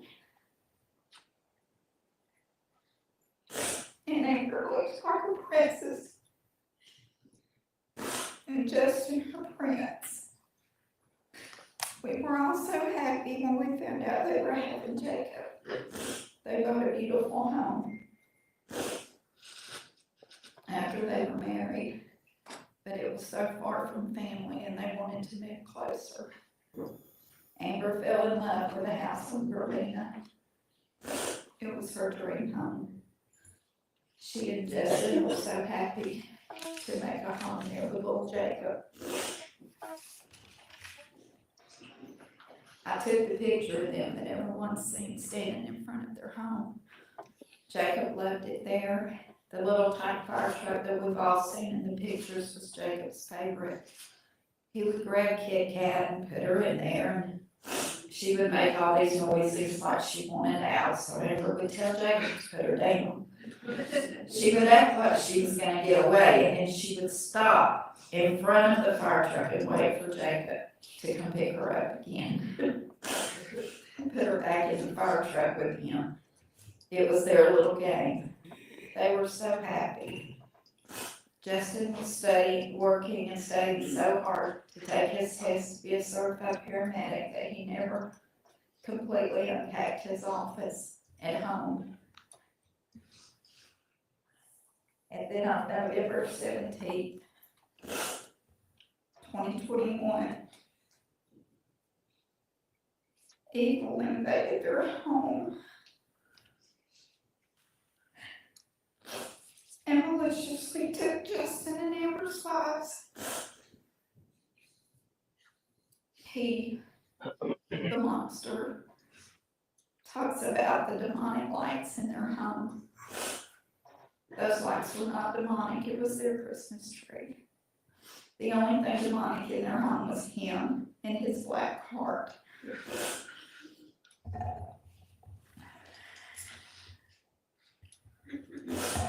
Amber's mom was sick. She had no choice in leaving Amber to grow up without her. But this evil monster made the choice to break into their home and take Amber and Justin's life, leaving little Jacob to grow up without his mom or his daddy. That night changed all of our lives forever. For the first time ever, I sleep with a gun under my pillow. Sometimes when I wake up at night and I can't pinpoint what woke me up, I just reach under that pillow and touch my gun. And then pray that I never have to use it to hurt anyone. Justin and Amber will never be forgotten. Just as Amber only knew her mom through our memories and pictures. Jacob will only know his mommy and daddy. That's why. Thank you, God. Okay.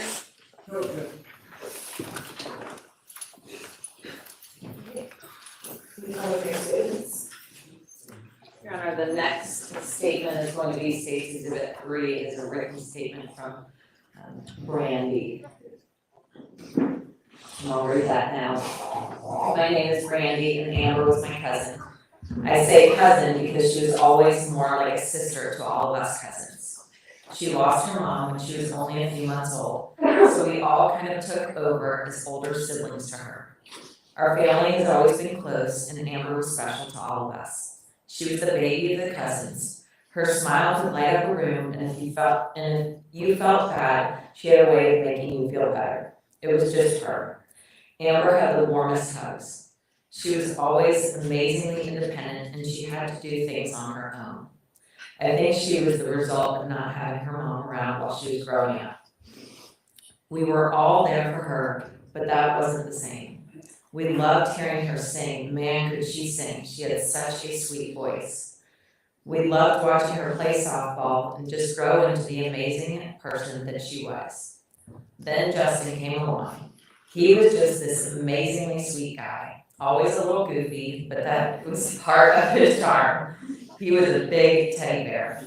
The love he had for our Amber was so evident in everything he did. The two of them together was just sweet. They loved each other from the time they were kids, and that love grew over the years as they went by. They got married and started their life together, and then little Jacob came along a few years later. They loved that boy fiercely. They had just bought their dream house. They loved that they were closer to family. Justin and Amber also wanted to extend their family. They wanted to add another little one to complete their family. They were trying to do that at the time of their death. The family, friends, and everyone that loved them will make sure that sweet little Jacob is told daily how much they loved him. That sweet boy will never truly experience that love they had for him and will never truly know their warm hugs and kisses. We will make sure he knows how amazing his parents were. They were amazing humans who just wanted to help others. Our lives are so much better just for knowing them. Just seeing all of the people at their funeral shows that so many people loved them. Our lives are better for just having them love us. We will always have our memories, but our lives are forever changed because of their deaths. We also have a huge hole in our hearts. We will never experience their warm hugs, their sweet laughs, or Amber singing again. We will continue to shine the light that they had for them since they are no longer here to do that. We have to live the rest of our lives without them, but we will always make sure they are never forgotten. Thank you. Thank you. And next, the state will call Laramie Hicks. My cousin's name was Laramie. No, my nephew. My cousin. My nephew. Raise your right hand, please. I have made a mess. Both of you can raise your right hand. You do solemnly swear or affirm the testimony you're about to give the court in the matter now pending shall be the truth, the whole truth, and nothing but the truth, so help you God. Thank you. Laramie, if you'll first state your name and spell both your first and last name for the record. My name is Laramie Sims Hicks, still legally Sims, so Laramiesims. And what was your relationship to Justin? Justin and Amber were my brother and sister-in-law. I'm married to Michael Hicks, Justin's brother. And starting out with this, I'd just like to say I didn't get to know them as long as I wanted to. My husband now and I were engaged on November 13th of 2021, 5 days before the engagement. Oh my God. I remember vividly getting text messages from both of them congratulating us on our engagement and wanting to be there for the celebration. 5 days later, we got a call from Amber's work saying she hadn't thrown out pieces so unlike her. She was always reliable, sweet, caring, and kind. My now husband and I drove as fast as we could from our workplaces over to their residence on the Virginia Drive.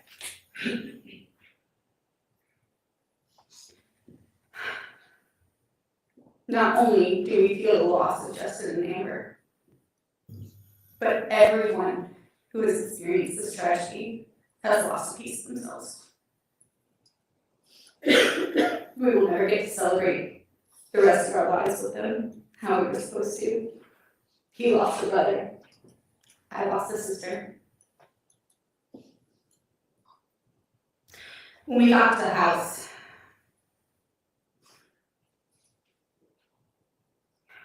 my mother-in-law, Charlene, and my father-in-law, Tim, and Amber's father didn't know what to make of anything. The people that I had known were gone. Not just Justin and Amber, but my in-laws, my husband, pieces of them, forever lost. It's kind of a When we got crappy married a year later, victim statement. my husband was Missy's best man, his best friend.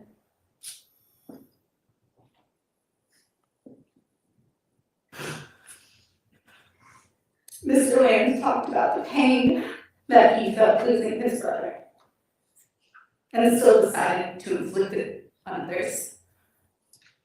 I hope that lives with him for the rest of his life.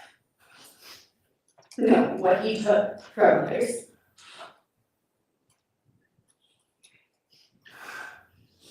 I also want to remind the court what everyone lost that day.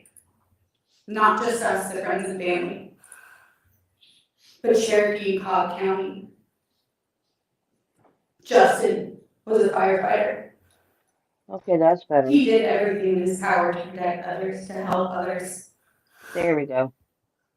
And Amber worked with the public. She loved people.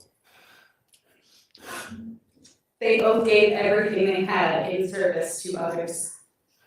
The lives Justin would have saved. The lives Amber would have impacted. We've all lost something. Not just the friends and family, but the world. But our counties, our community.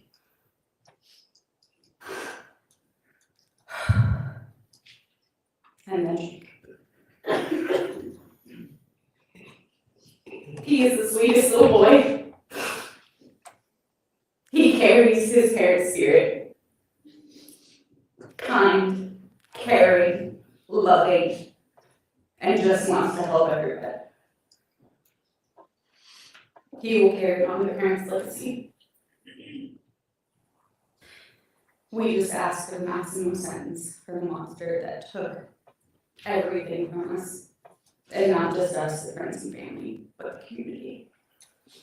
Thank you. Thank you, Laramie. Michael, if you will raise your right hand. Oh, we swore both in. Okay, Michael, if you'll introduce yourself and then go into your statement, please. My name is Michael Hicks, and that's MICHAELHICKS.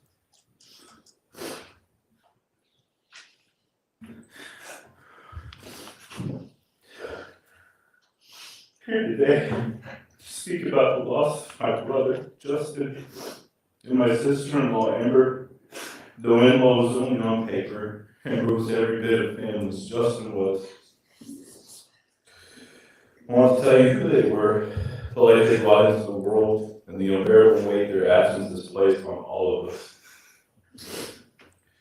Justin and Amber lived their lives with purpose, kindness, and compassion. Justin was a firefighter. His entire career was built around helping others to save lives. And he carried that same selflessness into his personal life. Through how he lived his life, he was a testament every day to what it meant to be a loving son, brother, husband, and father. He was my hero long before he ever put on the uniform. Together, Justin and Andrew created a family centered on being a light to everyone around them. Anyone who crossed their path felt their warmth, their generosity, and their genuine love. Losing them has shattered our family. There's not a single day that their absence isn't felt. We mourn not just the life they were living, but the life they should have had. The future moments they'll never get to share with Jacob, the memories they should still be making. Family gatherings feel incomplete, holidays feel hollow, and there is a permanent empty space in our hearts. For me personally, the hardest part of losing Justin, he was the person I leaned on, I learned from, and my entire life.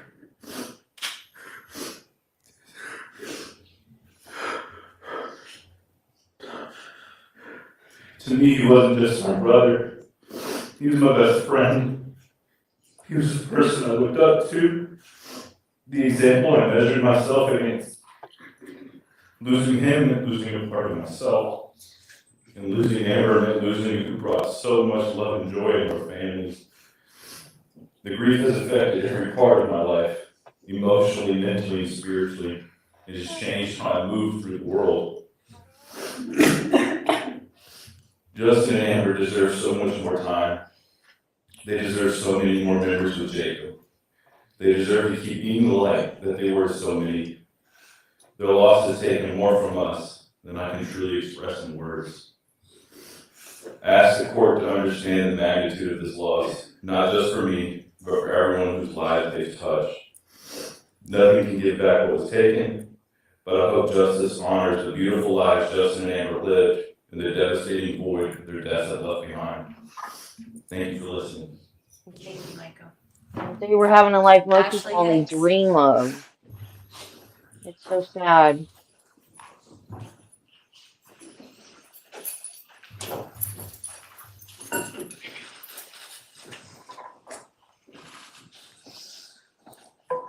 Raise your right hand, please. You do solemnly swear or affirm the testimony you're about to give the court in the matter now pending shall be the truth, the whole truth, and nothing but the truth, so help God. I do. Ashley, if you'll spell your first name. My name is Ashley, that's spelled Ashley. Can you share the impact statement you prepared for the court? Justin was my big brother. Even though legally Amber is my sister-in-law, she became my big sister. I sit here today mulling over what was officially conveyed regarding the loss of Justin and Amber Hicks. It's hard. It's hard to put into words the true impact of this loss, aside from simply saying that it hurts in ways that are unimaginable. I sit here today still scrambling with my thoughts and hoping that what I've written says enough. In all honesty, I just want to be heard. I want it to be known that we're all still here. Well, they're not. We're still here trying to pick up the pieces. My big brother is gone, my big sister is gone, and I have no choice but to learn how to live with that. Justin, the big brother who I called Daju, because that first name was just too hard to say as a child. Justin, the big brother who stood behind me during my school dance pictures as a way of protecting me. Justin, the big brother who took me to my very first job interview with a big smile on his face as we both thought it would be fun to pull a little prank on our parents, saying I didn't get the job, even though we both knew fully well I did. Justin, the big brother who rooted for me every step of the way throughout my college career, and yet never got to see me graduate. Justin Hicks, the big brother who, when he first moved out of our home, told me he'd never be far away. And there's Amber, the big sister who knew me before I knew her.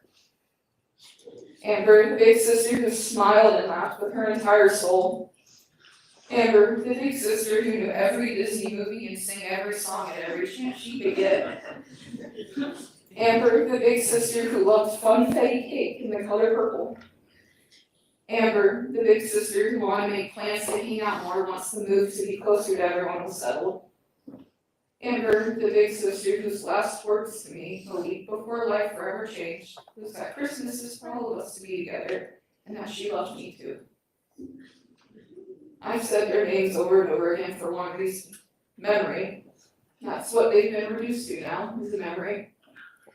I don't want that forgotten. I don't want them forgotten, not in this room, not amongst the people sitting within this room today, or with anyone listening. I don't expect an apology. I don't expect any remorse. And I know that I'll never get an answer as to why this had to happen. A part of me has made some form of peace with this, understanding that the hole in my heart is one I have to learn to carry for the rest of my life. The other part of me still goes back to that day 4 years ago, sitting in the neighbor's driveway across the street, scared, and knowing that life was never going to do the same from that point on. And it's not. I miss them, and I miss how life used to be. I hate that every time I look at a fire truck, my heart feels heavy. I hate that every sound makes me nervous at night. And I hate that if I don't get a text back from my family, I think the worst thing possible could have happened.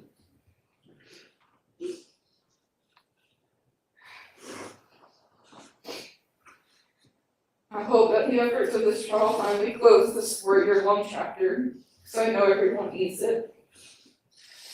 It won't bring closure like we want it to. It won't fill in the hole in our heart like we want it to.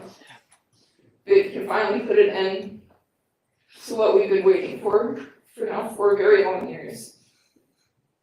Justin and Amber were always looking after each other and looking after others while they were here, up until their final moments. Now it's our turn to look after them and the legacy they left behind. Thank you. Mark, Boggs, are you ready?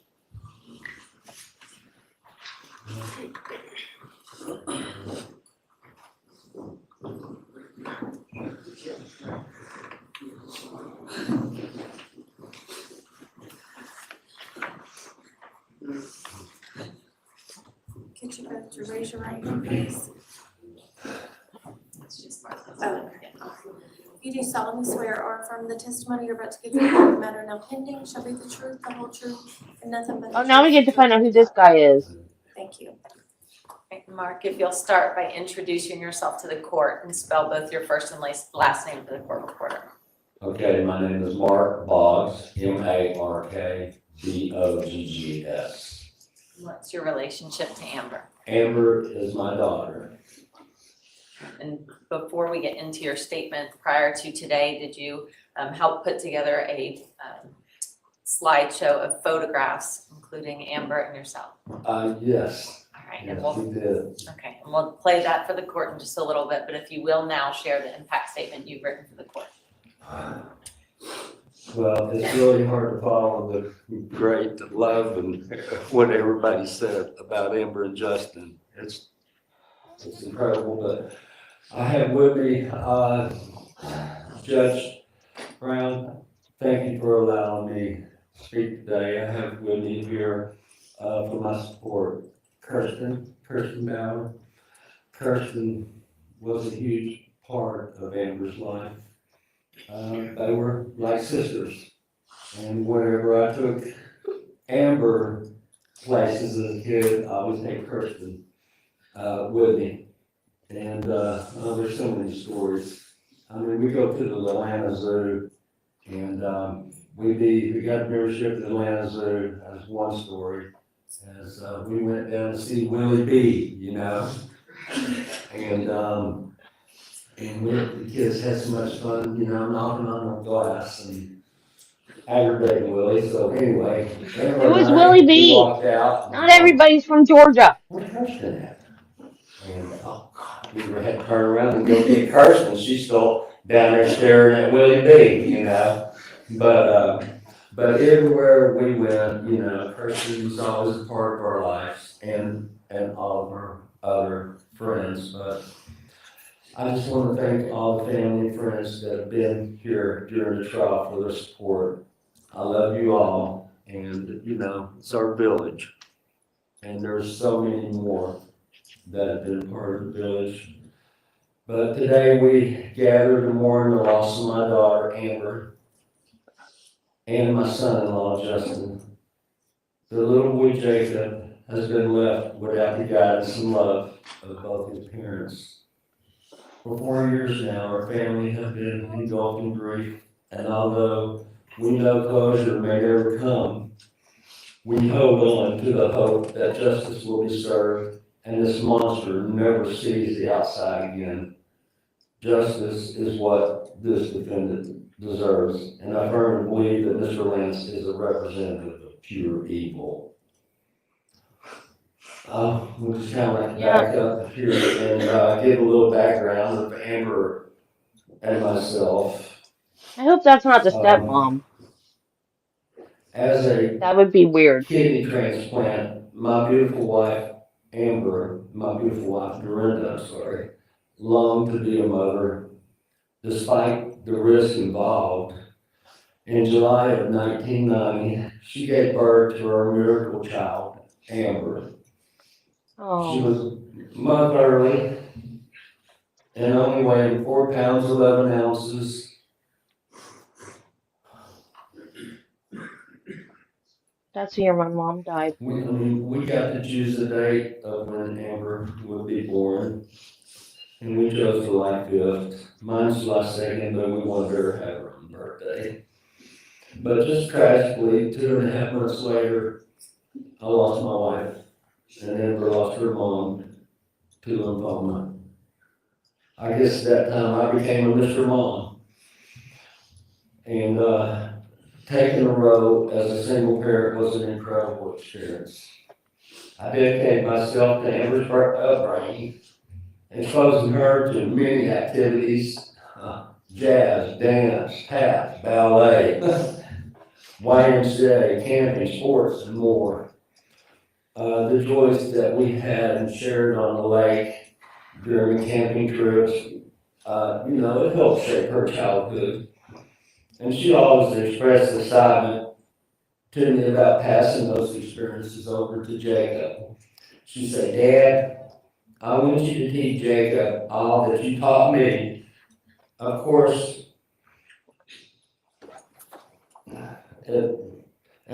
I'm doing that with Jacob every time we're together.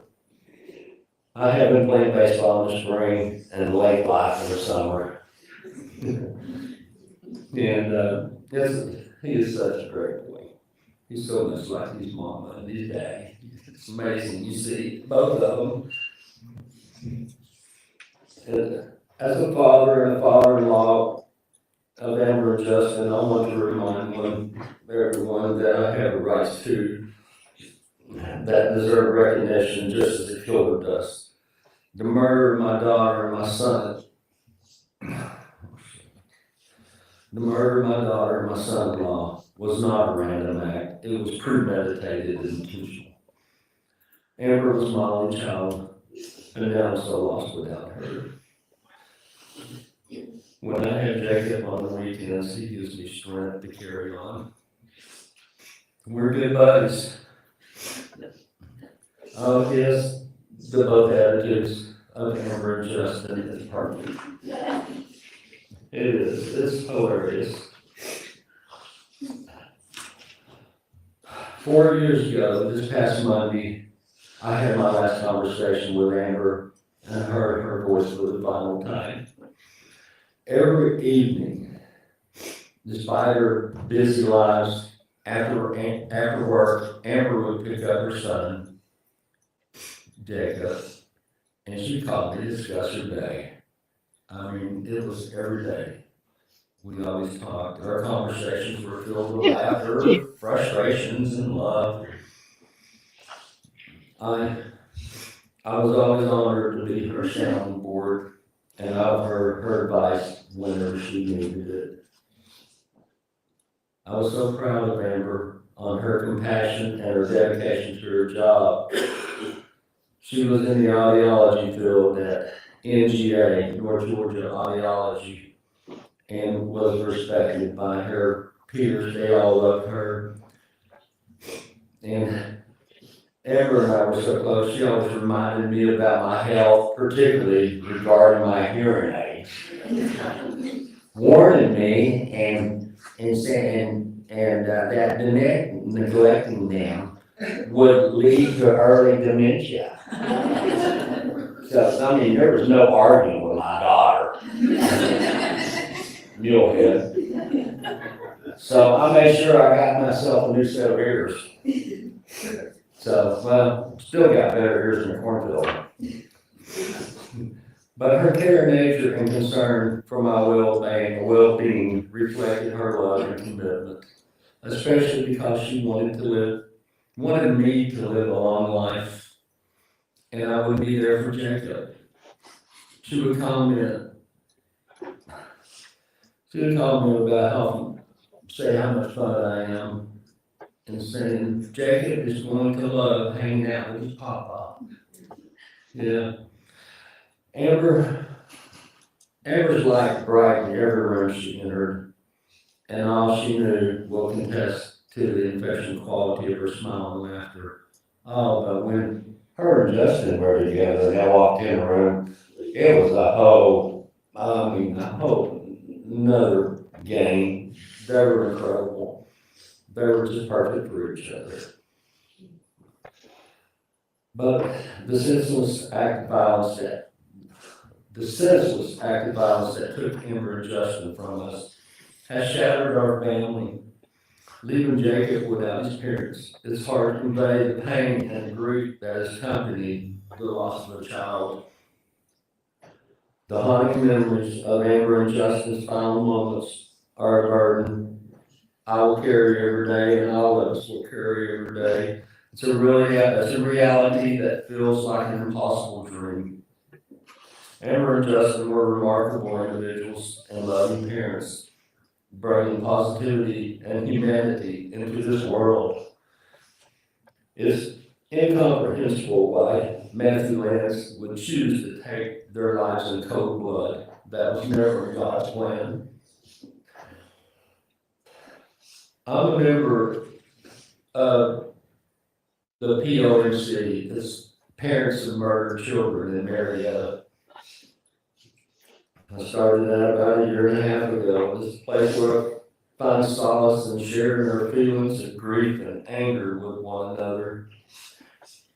Understanding our shared experiences helps us to navigate the overwhelming loss that we face together.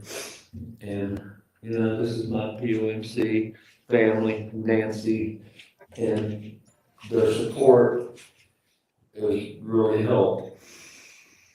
I love them. They are a true family.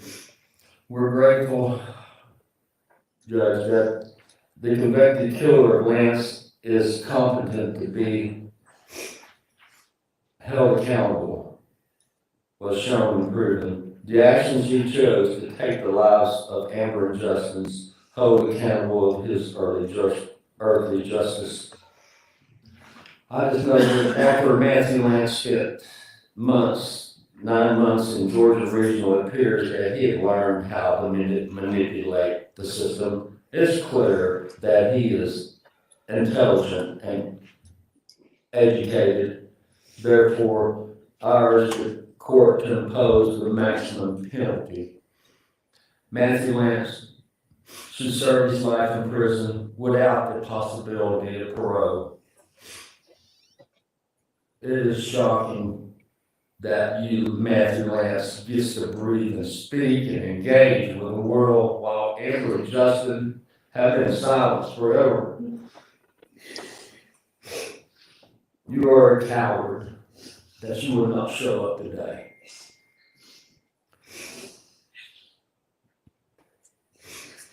I will never hear the word dad again. And I miss you. And love you, Amber and Justin. Your lives and your legacy will live on forever. And we will teach Jacob everything about you all. Thank you, Judge. Appreciate it. Thank you. And finally, Charlene.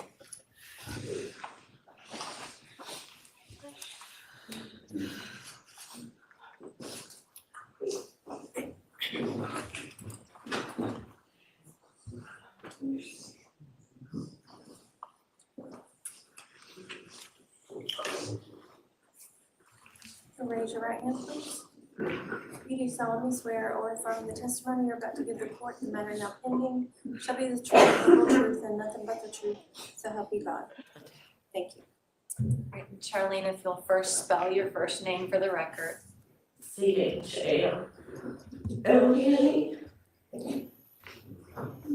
Take your time. I'm exhausted from the last one. Oh, God.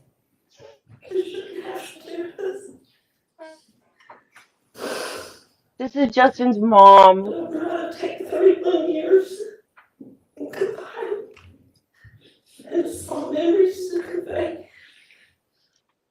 who Justin was. When I looked into his life, born, I did not have 31 years.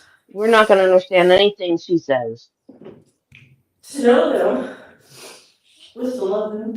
I know it's cliche thing, it's like just the truth. They made no enemies. But she could have met Jacob. To look into his eyes, you see the same beautiful soul. Staring back, you see Justin and Amber. Jacob is a carbon copy of his dad in appearance. And he's got the same attitude as his mom. Can't argue with him. I'll just simply say, I want to ask that he gets the monster kiss. Life, because we've all been sentenced to life without just Amber. I don't know how to do that. Watching my children hearing pain. I just, Jacob. He asked me the other day, and he said, I know my mom and dad haven't come to see them. Well, not yet, baby, but we'll all go one day. Picture day, he asked me, whose smile do I have? Which one should I choose? I said, either one is good, baby, they both look great. I said, just don't give me that typical cheese smile, give me an actual one. But I stand before you and ask that he is sentenced to the maximum whatever it is. And I stand before you, Jacob, as the same. And as I don't know what to say. Charlene, really quickly, did you and your husband provide some photos to us to include in a slideshow presentation for Yeah. All right, the court? Thank you so much. Your Honor, at this time, we do have two exhibits that I've shown defense counsel. The first is State Sentencing Exhibit 4, which is a slideshow presentation of photos of Justin and Amber and their family, along with photos of them together that were taken from State's Exhibit 472, which is the phone extraction of Amber Hicks. Okay. Those were shown to me earlier, we had no objection. You may proceed. Sorry, I have to log back in.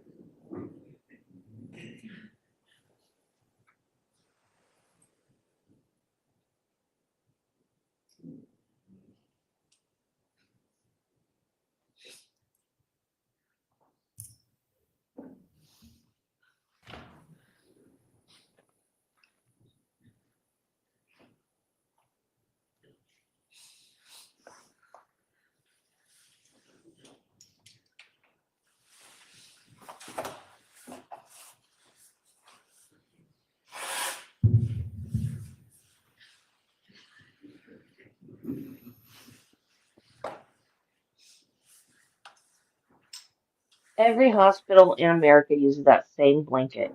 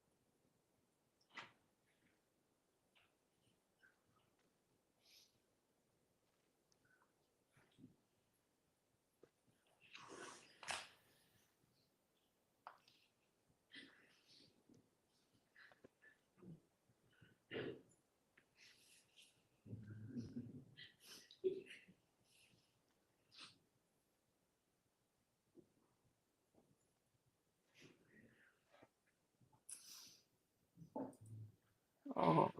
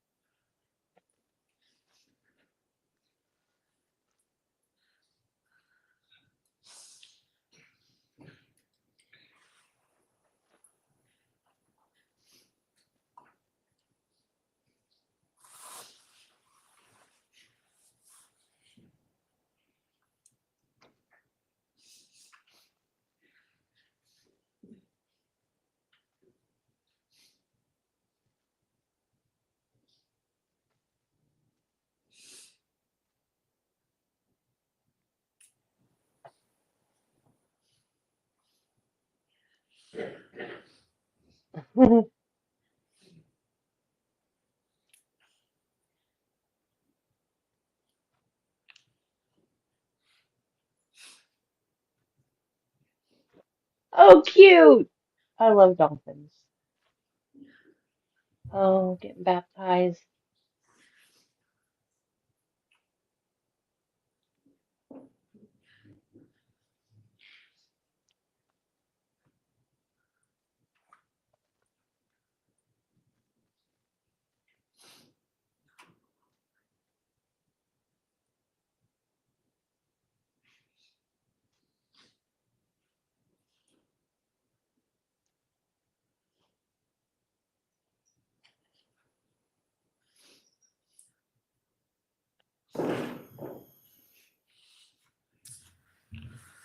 And then finally, Your Honor, we have state's sentencing exhibit 5.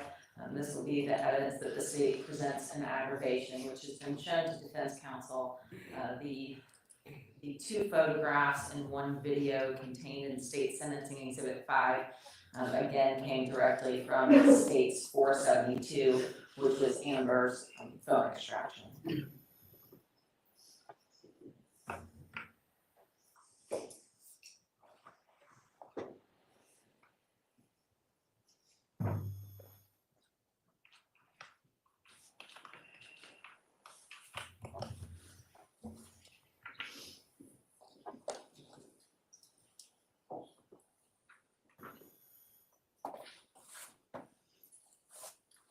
Your Honor, this photo here was taken on November 6th of 2021.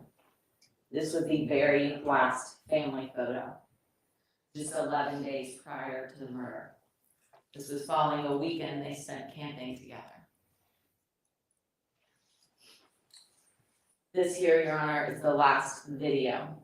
This little guy loves you too. He does not want to go to sleep tonight, so we're just hanging out. Can you say hi, Nana? Yeah, Nana.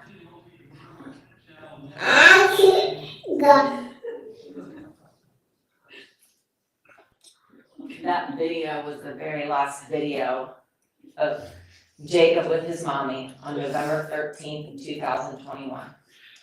And it was on the very couch where his mom would be executed just 4 days later. And thank God Matthew Lanz didn't break through that window 4 days prior, because it was almost at the exact same minute that she was executed. And finally, this photo here. This photo was taken on November 17th of 2021. This is the very last photo of Jacob with his daddy, taken 9.5 hours before his dad was executed. Jacob would never be held in his dad's arms again. Your Honor, no one saw this coming. I'm not going to belabor the point here. You've seen and heard the evidence in this case. It's clear. You do. You that belabor this the man point. You deserves did the it in maximum possible sentence. closing too. And it's not just for the murders. It's not just for the home invasion, the gun charges, the cruelty, but for robbery. He's not charged with robbery, but it is by far the most heinous crime that he committed.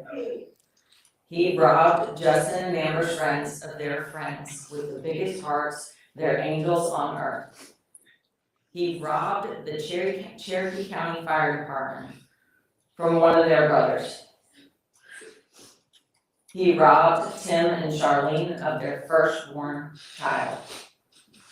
He robbed Mark from his one and only child, his baby girl. Mark had already lost his wife when Amber was just 2.5 months old. Never in a million years did he think that he would repeat history like that. And Matthew Lanz robbed Jacob of his parents forever. Jacob only had 2 birthdays on this earth with his mom and dad. He didn't get to spend a single Christmas with his mom and dad that he would actually remember. He didn't get to be dropped off for his first day of kindergarten by his mom and dad. He didn't get to go to his first baseball practice with his mom and dad. He didn't get to have his mom and dad at any school function, like muffins with mom or donuts with dad. He doesn't get to sit at the dinner table and do homework with his mom and dad. He doesn't get his mom and dad to teach him how to drive. He doesn't get to have his mom and dad at any graduation. He doesn't get to have his mom and dad in the bleachers of any high school games. He doesn't get to go on college tours with his mom and dad. He doesn't get to invite his mom and dad for Parents' Weekend. He won't have his dad standing beside him one day when he gets married. He won't get to have a first dance with his mom. He doesn't get to become a father and share that beautiful moment with his mom and dad. That moment where all of a sudden you really deeply understand just how remarkable your mom and dad really are and how much they love you. And most importantly, Jacob will never have a sibling. The greatest gift you can give a child on this earth is a sibling. And that was certainly the intent of Justin and Amber, is to give Jacob, at a minimum, one sibling. But That's I'm sure debatable. more. And he My was siblings robbed are of that crap. opportunity.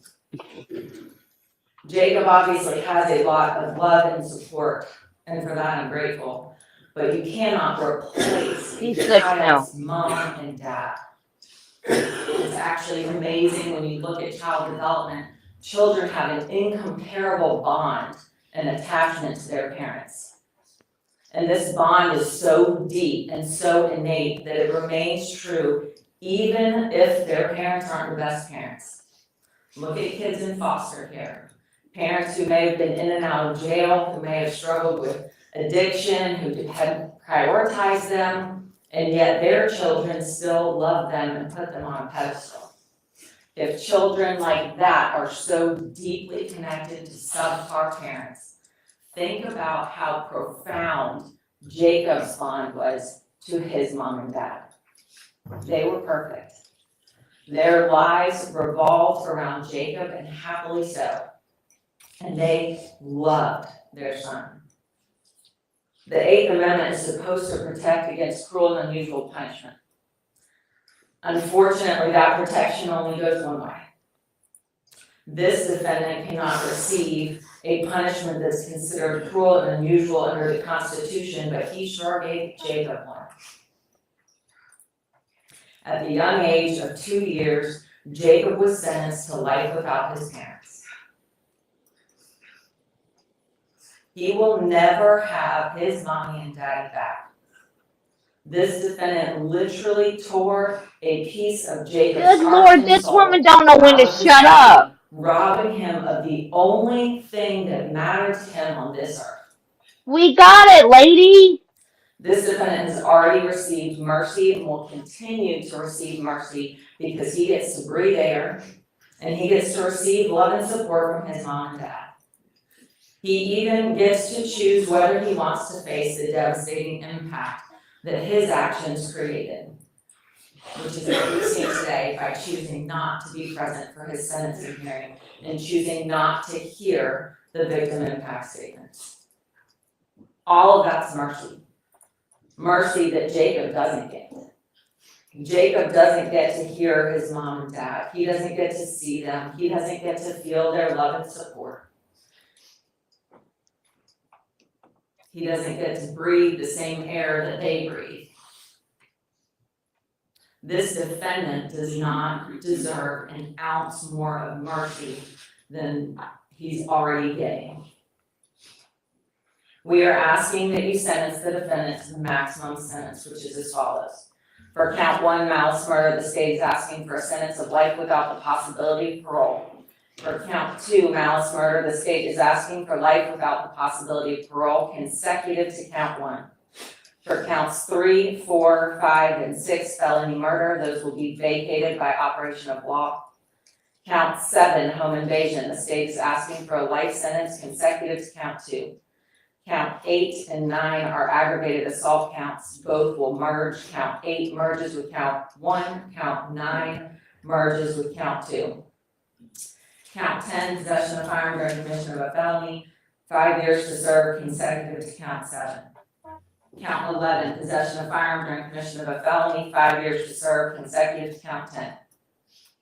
Count 12, cruelty to children in the second degree, 10 years to serve consecutive to count 11. And count 13, tampering with evidence, 12 months to serve consecutive to count 12. For a total sentence of 2 consecutive life without parole sentences, plus an additional life sentence consecutive, plus an additional 20 years to serve in custody consecutive, plus an additional 12 months to serve in custody consecutive. This is the only sentence that even comes close to justice for the irreparable and permanent damage that he has caused to all those before you, to all those in the community, and most importantly to Jacob. Thank you. Attorney Barry? Sorry, Attorney Barry from the defense.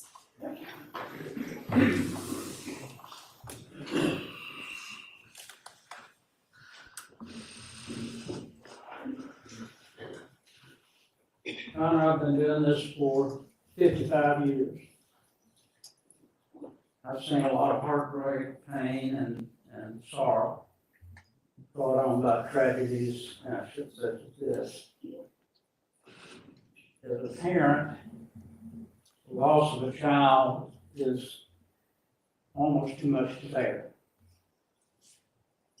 Our hearts go out to the family of Justin and Amber.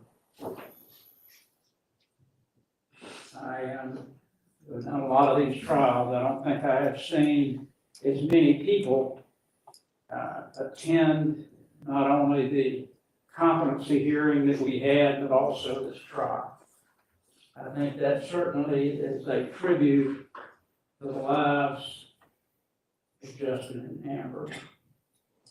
I think certainly the family should be proud of the number of people that are here and the people that want to honor them. As I said in my opening statement, this trial is about who was to blame. And secondly, why this happened. I know this court, because I know this court, you looked at every piece of evidence and rendered a verdict that you felt was fair. So now this court has determined who committed these crimes. However, we still don't know why. A lingering question in the minds of a lot of Harvey did. people. He's schizophrenic. He had a delusion. And that question of why is where we're going to ask the court for some measure of mitigation.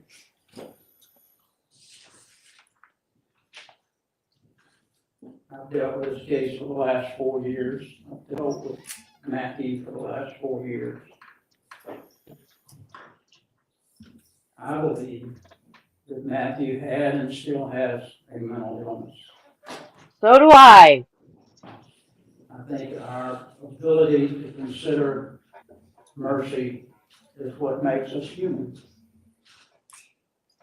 Why didn't you go for MDRI And then? it's hard Bad lawyering. want to give any measure of mercy in this particular case.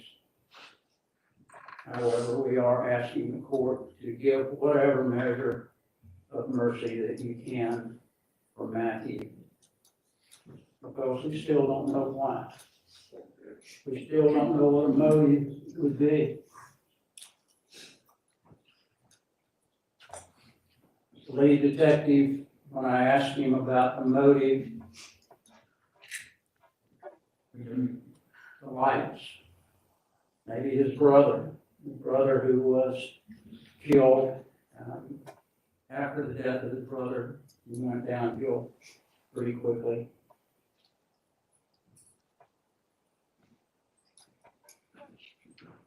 All we can ask of the court is simply to consider those things that the court heard in our previous 4-day hearing concerning his mental health and what this court heard in the trial of his case. And that's all we can ask. I know the court will consider those. Thank you, guys. Thank you. Any Greenberg, any Roberts, do you have anything as well? No, thank you. Okay. All right, so this time I am going to step off the bench to take into consideration what the court has heard today, the facts, the law, and we'll make a decision rendering the sentence, and we'll come back out at that time to pronounce the sentence. If I can get your approach, just one moment. Seriously? You have to go to think about it? Don't you already have a decision? Usually they already have a sentencing decision. Yes, that was a good statement by a lawyer.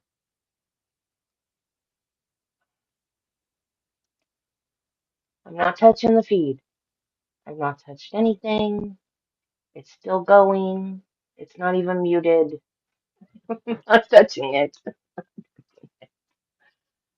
Man, that's the hardest I've ever cried at a victim impact statement. I think because Amber's dad reminded me of my dad because I wasn't as young as Amber when I lost my mom. I was 21, but I lived at home until I was 33. And my dad did that. He took me and my friends places. And the reason why I lived with my dad till I was 33, we were roommates. He paid for my college. Yeah, me too. All right, we'll So stand in recess. my mom died in 90, and my dad retired and built this house. And we moved in here in 92. And Dad, this house is small because he thought he was going to be living here by himself.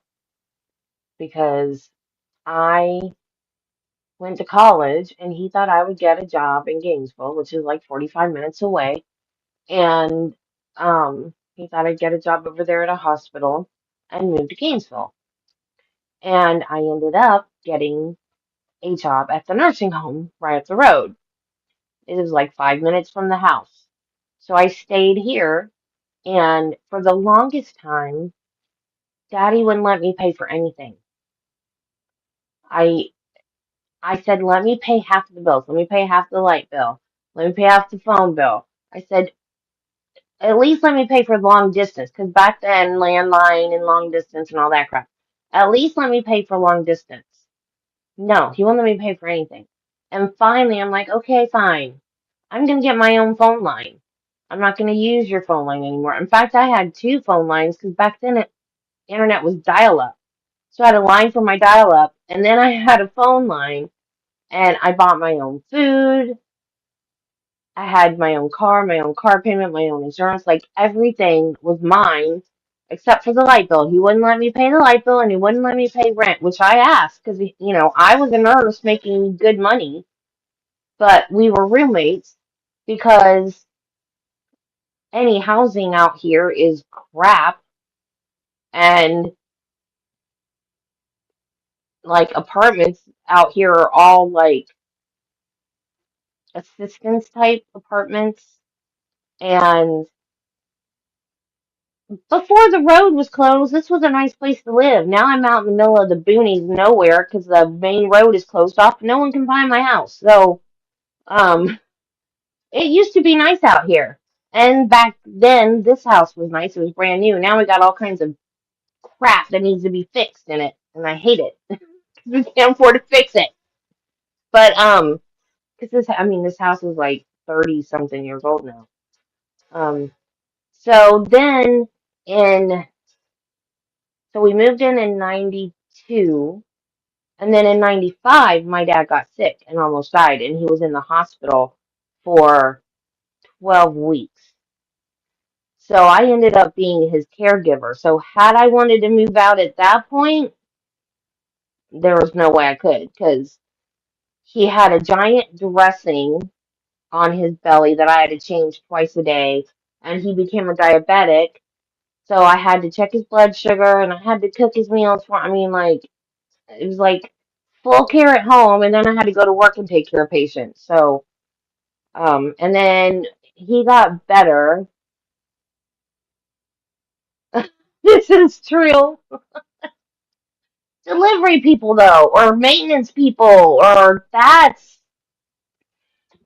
I had an ex-boyfriend that we were like on again, off again, on again, off again, and like in between we would stay friends. And he used to tease me that I was never going to get married. If I got married, I'd have to marry the man because the meter reader man, because I never went anywhere or did anything. I'm like, yeah, you're probably right. Um,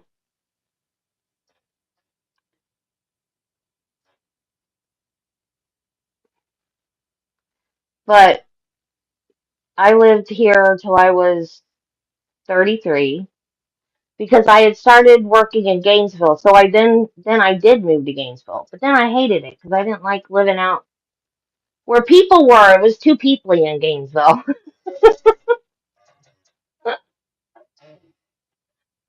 So I moved back here and I bought a trailer and I moved right next door. And by then, my dad was married to the step monster. Oh no, they weren't married yet. She was living here, supposedly in my old bedroom, supposedly.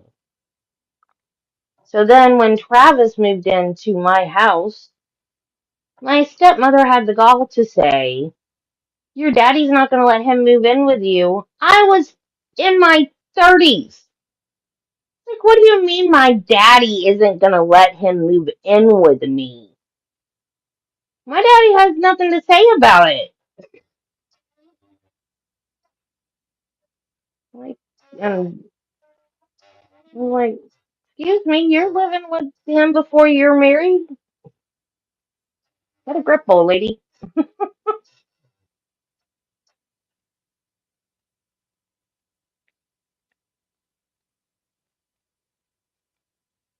So when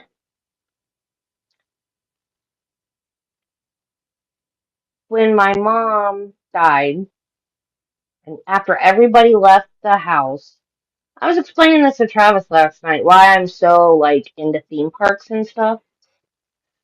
Because my dad was. And I've been to Disney maybe 70 times or more. I don't know how many times I've been to Universal. It's up there too. But when my mom died, after everybody left the house, like all the family that had come to stay, when everybody left, Dad and I went to Orlando and went to Disney because we didn't want to be in the house, just the two of us. Of course, we had to come back to the empty house, but we weren't ready yet, so we went to Disney. That is how we mourned my mother. We went to Disney. My mom loved Disney too. And her favorite ride was It's a Small World. I hate that ride. I so hate that ride. Every time I get on it now, though, I think of my mom, and it makes me sad because it was my mom's favorite. And I'm like, I'm riding this without my mommy. So I think that's why I cried so hard during Amber's dad's thing because it reminded me of my dad. Like, I have friends that would go places with me that they were like, they became like sisters. Like, my dad was, I mean, and like some of my friends, like one of them, my goddaughter called dad Uncle Cecil, and my other friend called him Mr. Cecil. She didn't have to put the Mr. in front of it, but she did. And dad paid for them to go with us to theme parks all the time. And um, he paid for my birthday one time for me and my friend to go see Billy Joel. And he paid another time for me and my friend to go see Janet Jackson.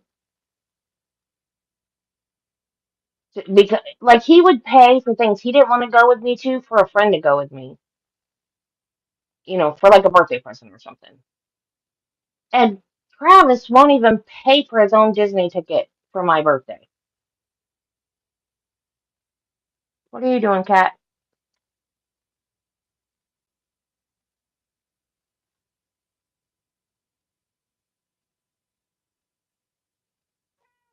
What? Come here.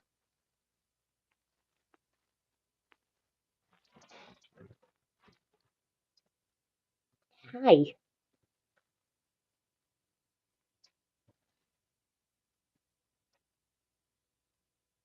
We're waiting on a slowpoke judge again.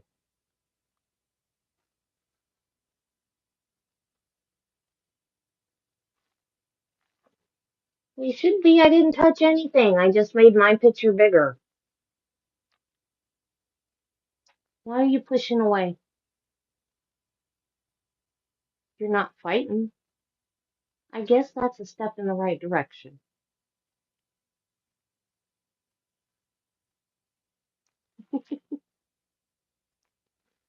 Can you say hi, everybody?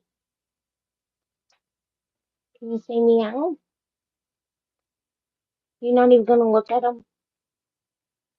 Why can't you look at them? Just look at them. Look at them. They want to see how pretty you are.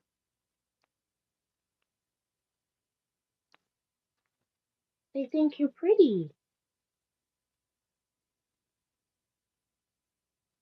You want your door open, don't you?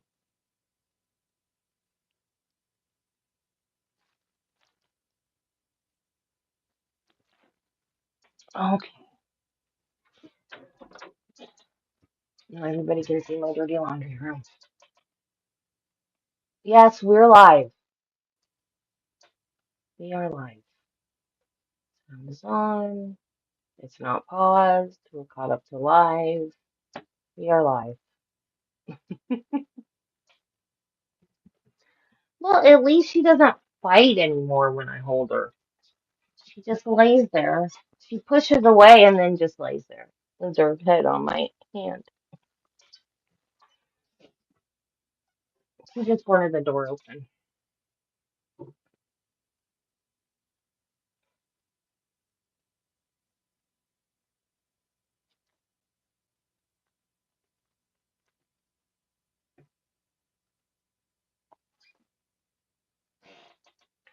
I think I was backwards before because I would put stuff up for you guys to see and it would be backwards. Now it's not backwards.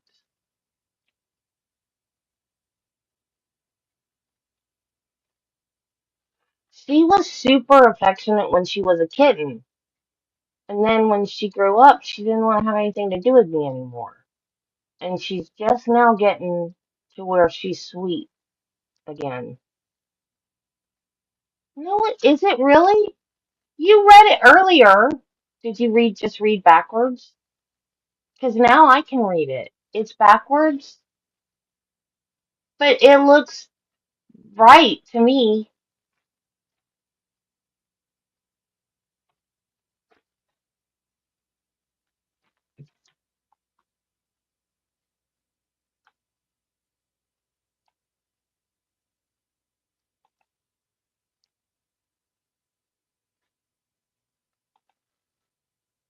Why did it do this?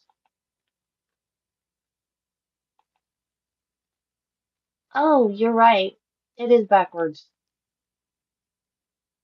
So all this time I've been holding up stuff that's backwards to me, and I thought it was backwards to you, but it was right to you. Okay, well, you're right then. I am backwards. I was right before. Now I'm backwards. Hmm. Because before, when I was using my iPad, it said, I wonder what, oh, I know why. It wouldn't let me use it today unless I paid the annual price. It said my free trial was over, but I've had this app for years, literally, like 3 years. So I was like, what is up with that? But it's only like $8 a year. So I was like, $8, that's nothing. So I did it, and it removed the watermark. But the watermark was on there and it was backwards to me. And Marty said, IV cam, I've never heard of that before. And I thought he just read it, because backwards, that's what he said in here. I just thought he could still make it out backwards. But I guess it was right for you guys, and it only looked backwards for me. Because the watermark's gone because I paid the $8 this morning. I freaked out because I was checking, because I still have to pay a couple more bills, so I was checking to see how much I had left in the bank. And I saw Nintendo took $50 out, and I freaked out because I thought, does somebody have my card number or something, or my PayPal password, and they bought a game or something, and I freaked out. So I went and I looked at and I've got like a subscription to Nintendo Online where you can play the older games on the on the new Switch. Not that I don't have a Switch 2 yet, but I have a Switch. So you can play the old like Super Nintendo games on the Switch.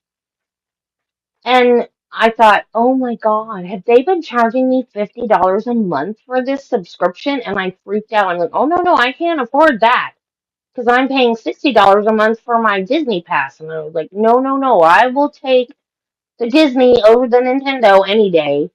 And I freaked out. And so I went to the Nintendo website. I'm like, oh my God. And it's $50 a year. This was just a month for it to re-up. And I was like, oh, okay. Thank God. I thought I was paying $50 a month for this subscription. And I freaked out. I was like, no, that's not happening. But no. It's just $50 a year. I really need to start writing these things down.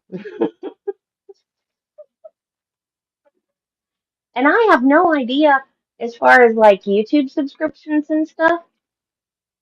I just, oh, there's a join button. If I'm subscribed and I like it and I watch it a lot, and there's a join button, I'm just like, oh, join. I have no idea how many I'm subscribed to or how much they are a month or anything. I need to make a list. And the ones that I truly don't really use member features on, I need to go back and unjoin because I need to save some money.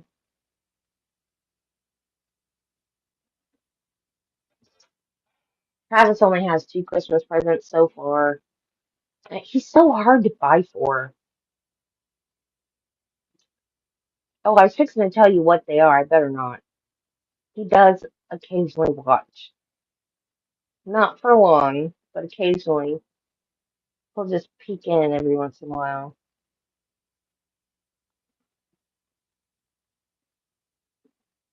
He could be watching right now.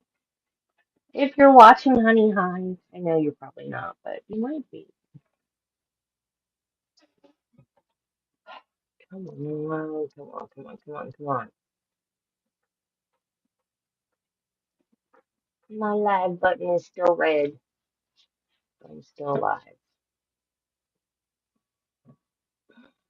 And Shadow is digging her way to China.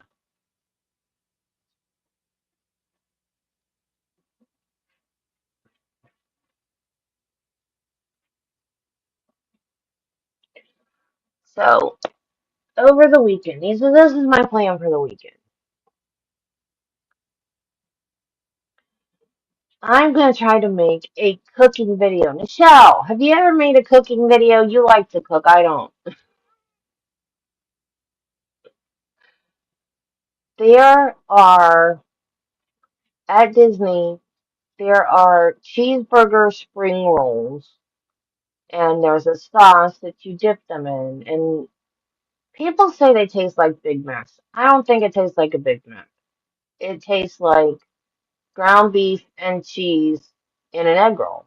That's exactly what it tastes like. It's good. It doesn't taste like a Big Mac to me. But I found the recipe for it in an unofficial Disney cookbook, and I'm gonna make a video this weekend. And I'm not quite sure how to do it. I gotta clean up my kitchen and my dining room table first.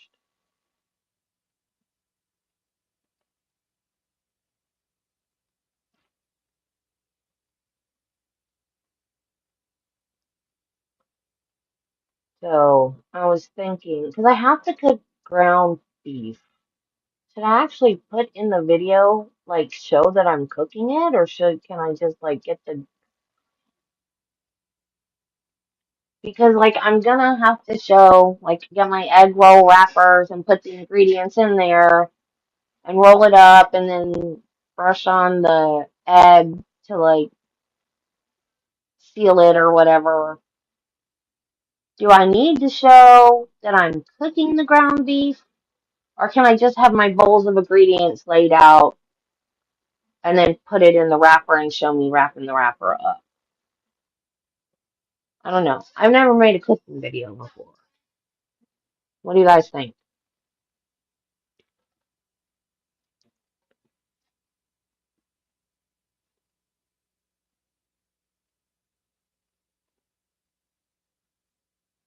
You guys are such a big help.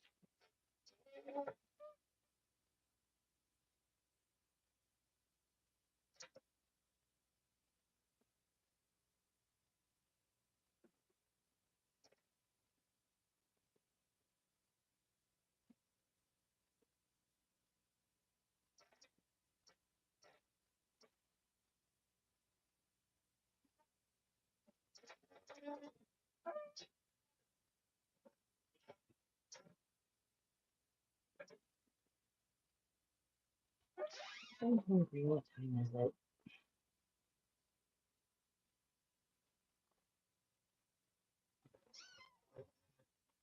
This needs to hurry up and get done so I can make my Karen Reed stream for 2 o'clock. And I'm hungry. I haven't had lunch yet.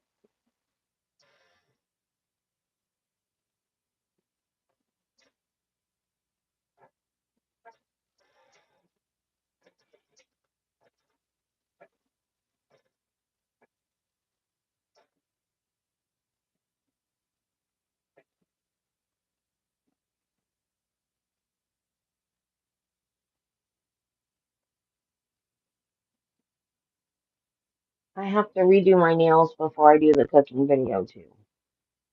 I can't get my nails to stay on anymore. I think it's because the psoriasis is so bad that my nails just lift off my skin and that makes the nails not adhere. They last like a day or two and then they start just peeling off.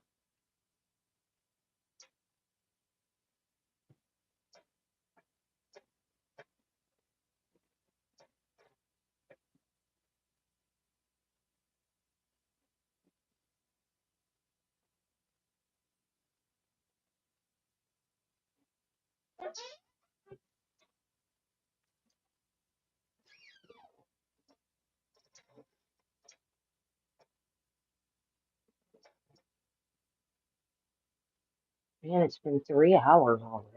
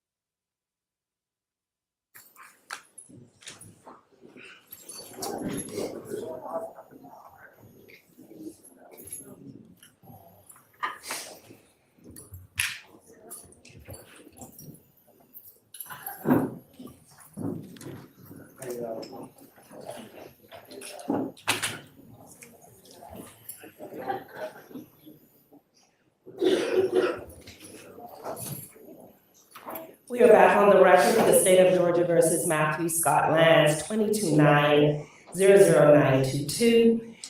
The court reporter, Mr. Berry, represents Mr. Lanz, and the state represented by Assistant District Attorneys Green and Horowitz are present here in the open courtroom. Mr. Lanz has waived his right to appear for the sentencing.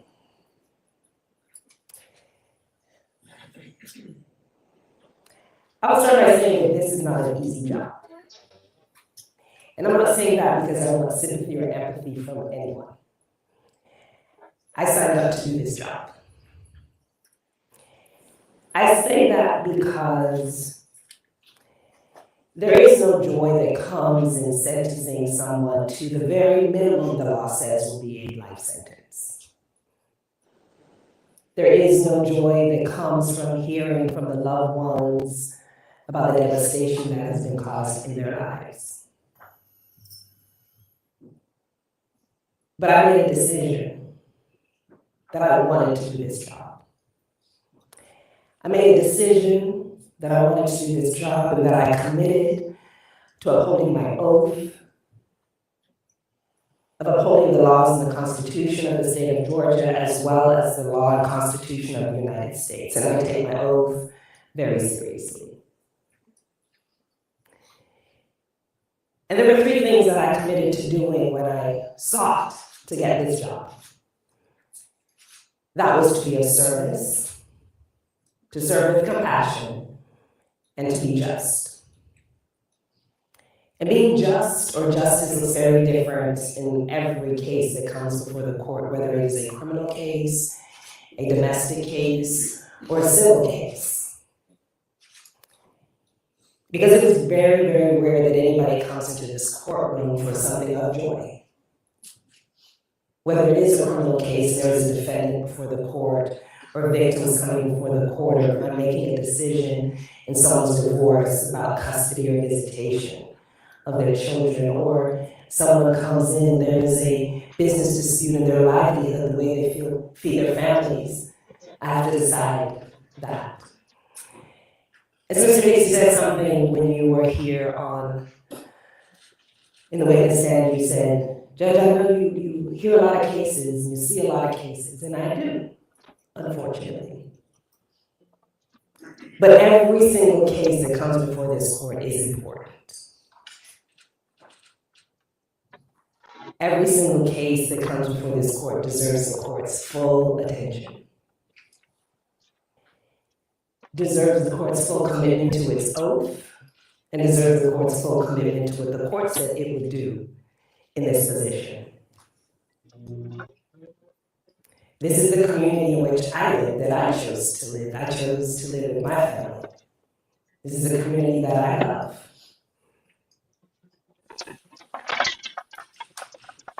And that's what makes this job difficult. Because what does justice look like? Every case is different. The attorneys, law enforcement, prosecution, defense. We choose to be here every day. We made this decision to do this work. It doesn't mean that it makes it easy, whether you're state or defense, in the work that we do. But we all seek to be just, to seek the truth, to take the facts and apply the laws that have been given to us with those facts, and do the best that we can do.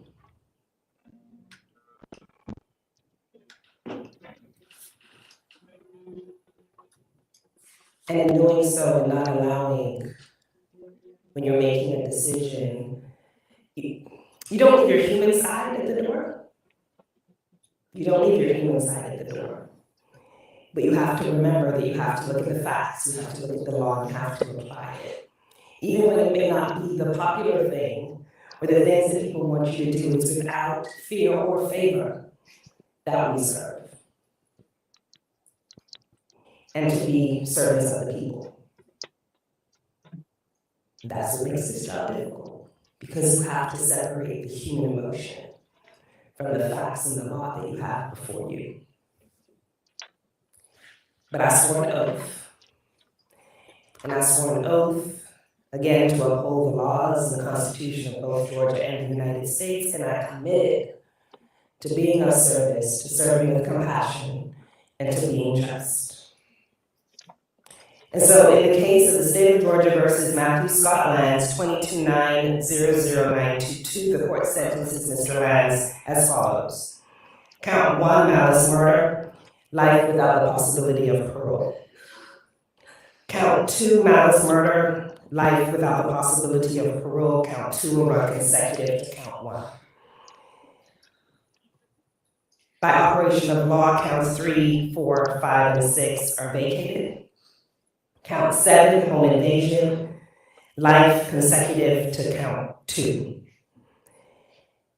Counts 8 and 9, count 8, aggravated assault merges into count 1, count 9, aggravated assault merges into count 2. Count 10, possession of firearm during commission of a felony, 5 years to serve in confinement. Count 10 runs consecutive to count 7. Count 11, possession of firearm during commission of a felony, 5 years to serve in confinement. Count 11 runs consecutive to count 10. Count 12, cruelty to children in the second degree. Count the 10 years to serve in confinement. Count 12 will run consecutive to count 11. Count 13, tampering with evidence. 12 months confinement. Count 13 will run consecutive to count 12. Mr. Lanz is adjudged guilty for the above stated offenses and is sentenced for a total of to life without parole plus life plus 20 years plus 12 months to serve in confinement. I'll have the attorneys look at the sentencing sheet. Mr. Barry, as far as Mr. Lanz signing, are you going to sign, or will you take it back for him to sign, or will you sign the sentence? Okay.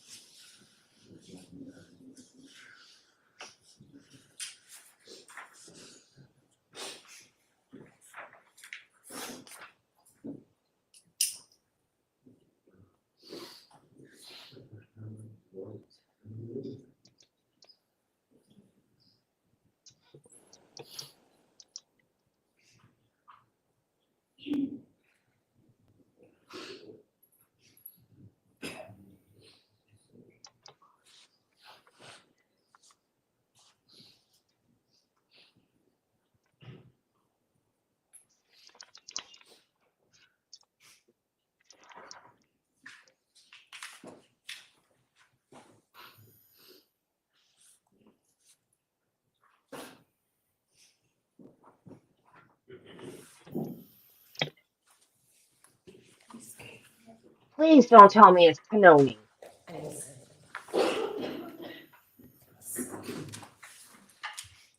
There is no way they let Panoni touch that.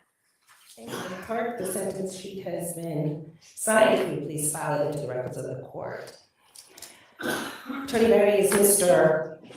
Lanz has waived his right to be present, I am going to hear on the record review his post-conviction rights with you, and if you would please stay in your place that you will review those rights with him. I spoke with him yesterday about that, Judge, and again this morning, so he's aware. Okay. And for the record, the defendant has the right to seek post-judgment relief from the conviction of the crimes by either making a motion for a new trial in this court and or filing an appeal to a higher appellate court. If he wants to file a motion for a new trial or an appeal, then he will need to file a motion or a notice of appeal with the clerk of Superior Court of this county within 30 days.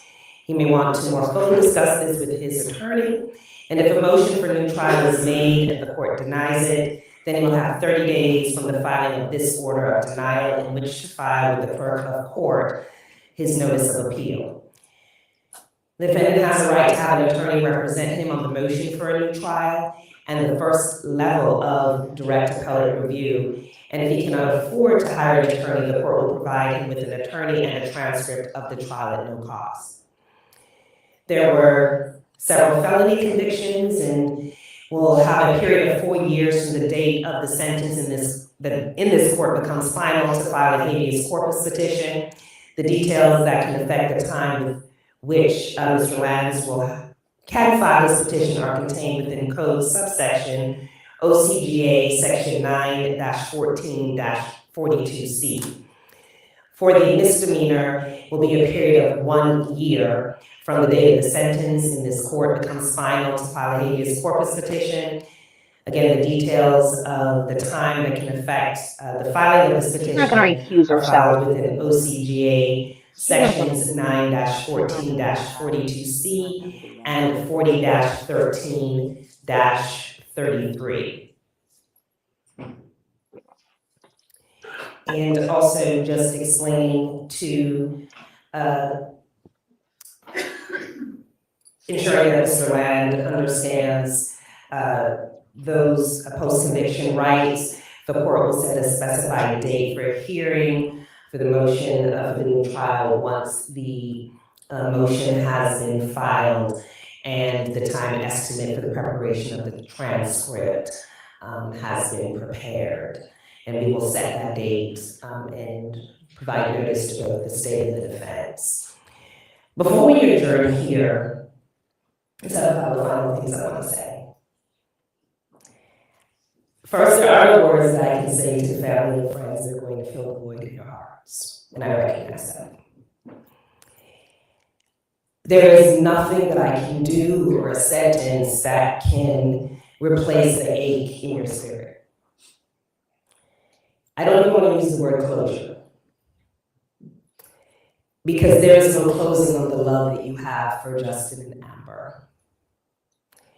But it is my hope, and my sincere hope, that you can take, even if it's just a small step, forward towards healing.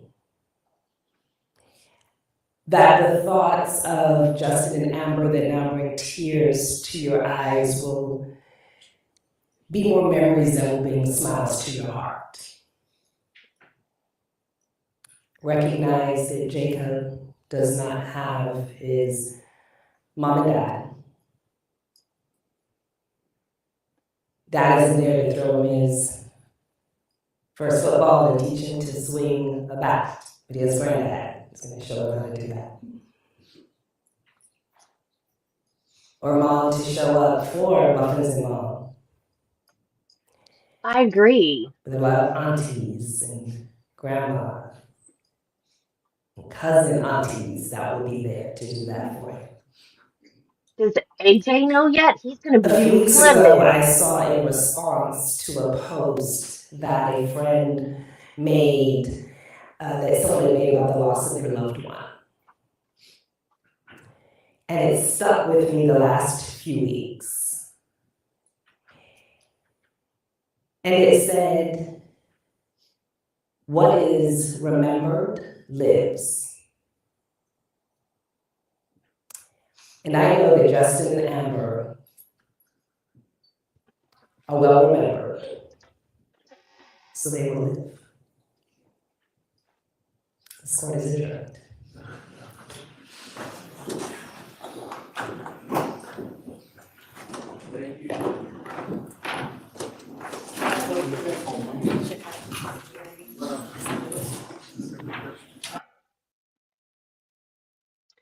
You know, the fact that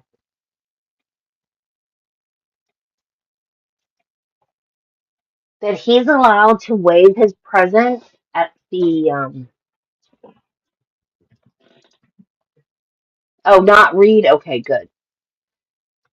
The fact that he's allowed to waive his presence at the victim impact statements ticks me off because he has the right to confront his accuser. The victims have the right to be in the courtroom because of Marcy's law. Like the family of the victims are allowed to be there. They're exempt from the that word I can't say, sequestration order. You know, even if they are um, witnesses, because of Marcy's law, they're still allowed to be in the courtroom. They don't have to be set, whatever that word is. But he can waive his right to be there during victim statements. They don't get to speak directly to him. And I think that is BS. I think he should have been made to be there and face these victims. I really think that's wrong. I think that is just as wrong as allowing the defendant to represent themselves and question their own victims. I think those are two things that need to be changed. I think they should be made. If he has to be there for his own trial, he should have to be there for all of it. Marty, are you still here? You didn't remind me to tell you the joke.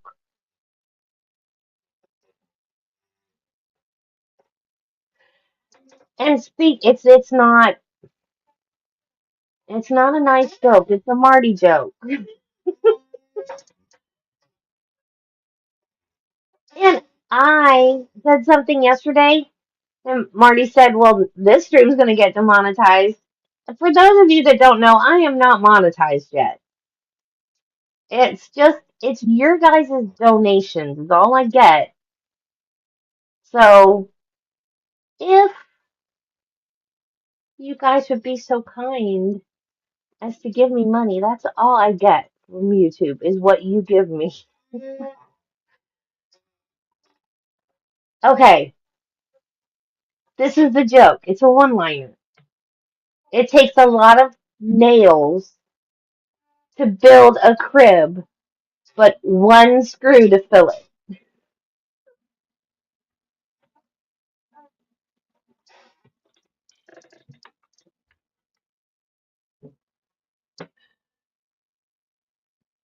Okay.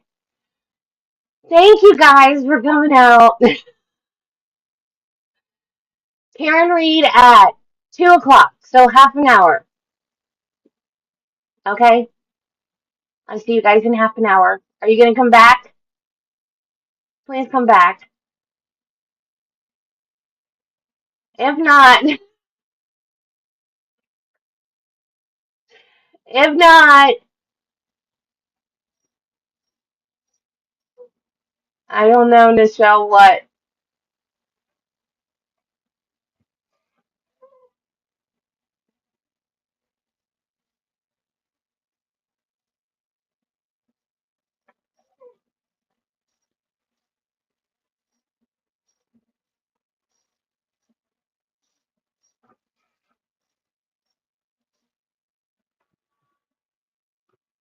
What?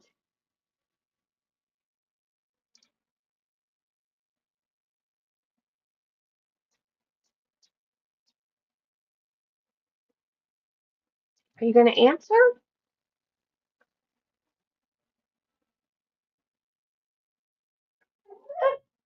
Uh,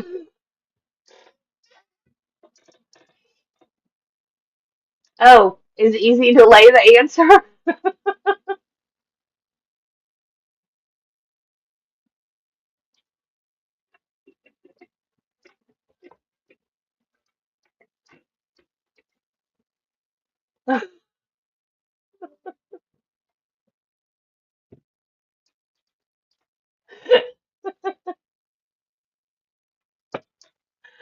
Okay, guys, I will see you in a half an hour. Please come back. We gotta show KR some love. We thought she was out of the woods, but not so much. So, we'll see you guys in half an hour. If not, have a great weekend, and I will see you on Monday. Bye, guys.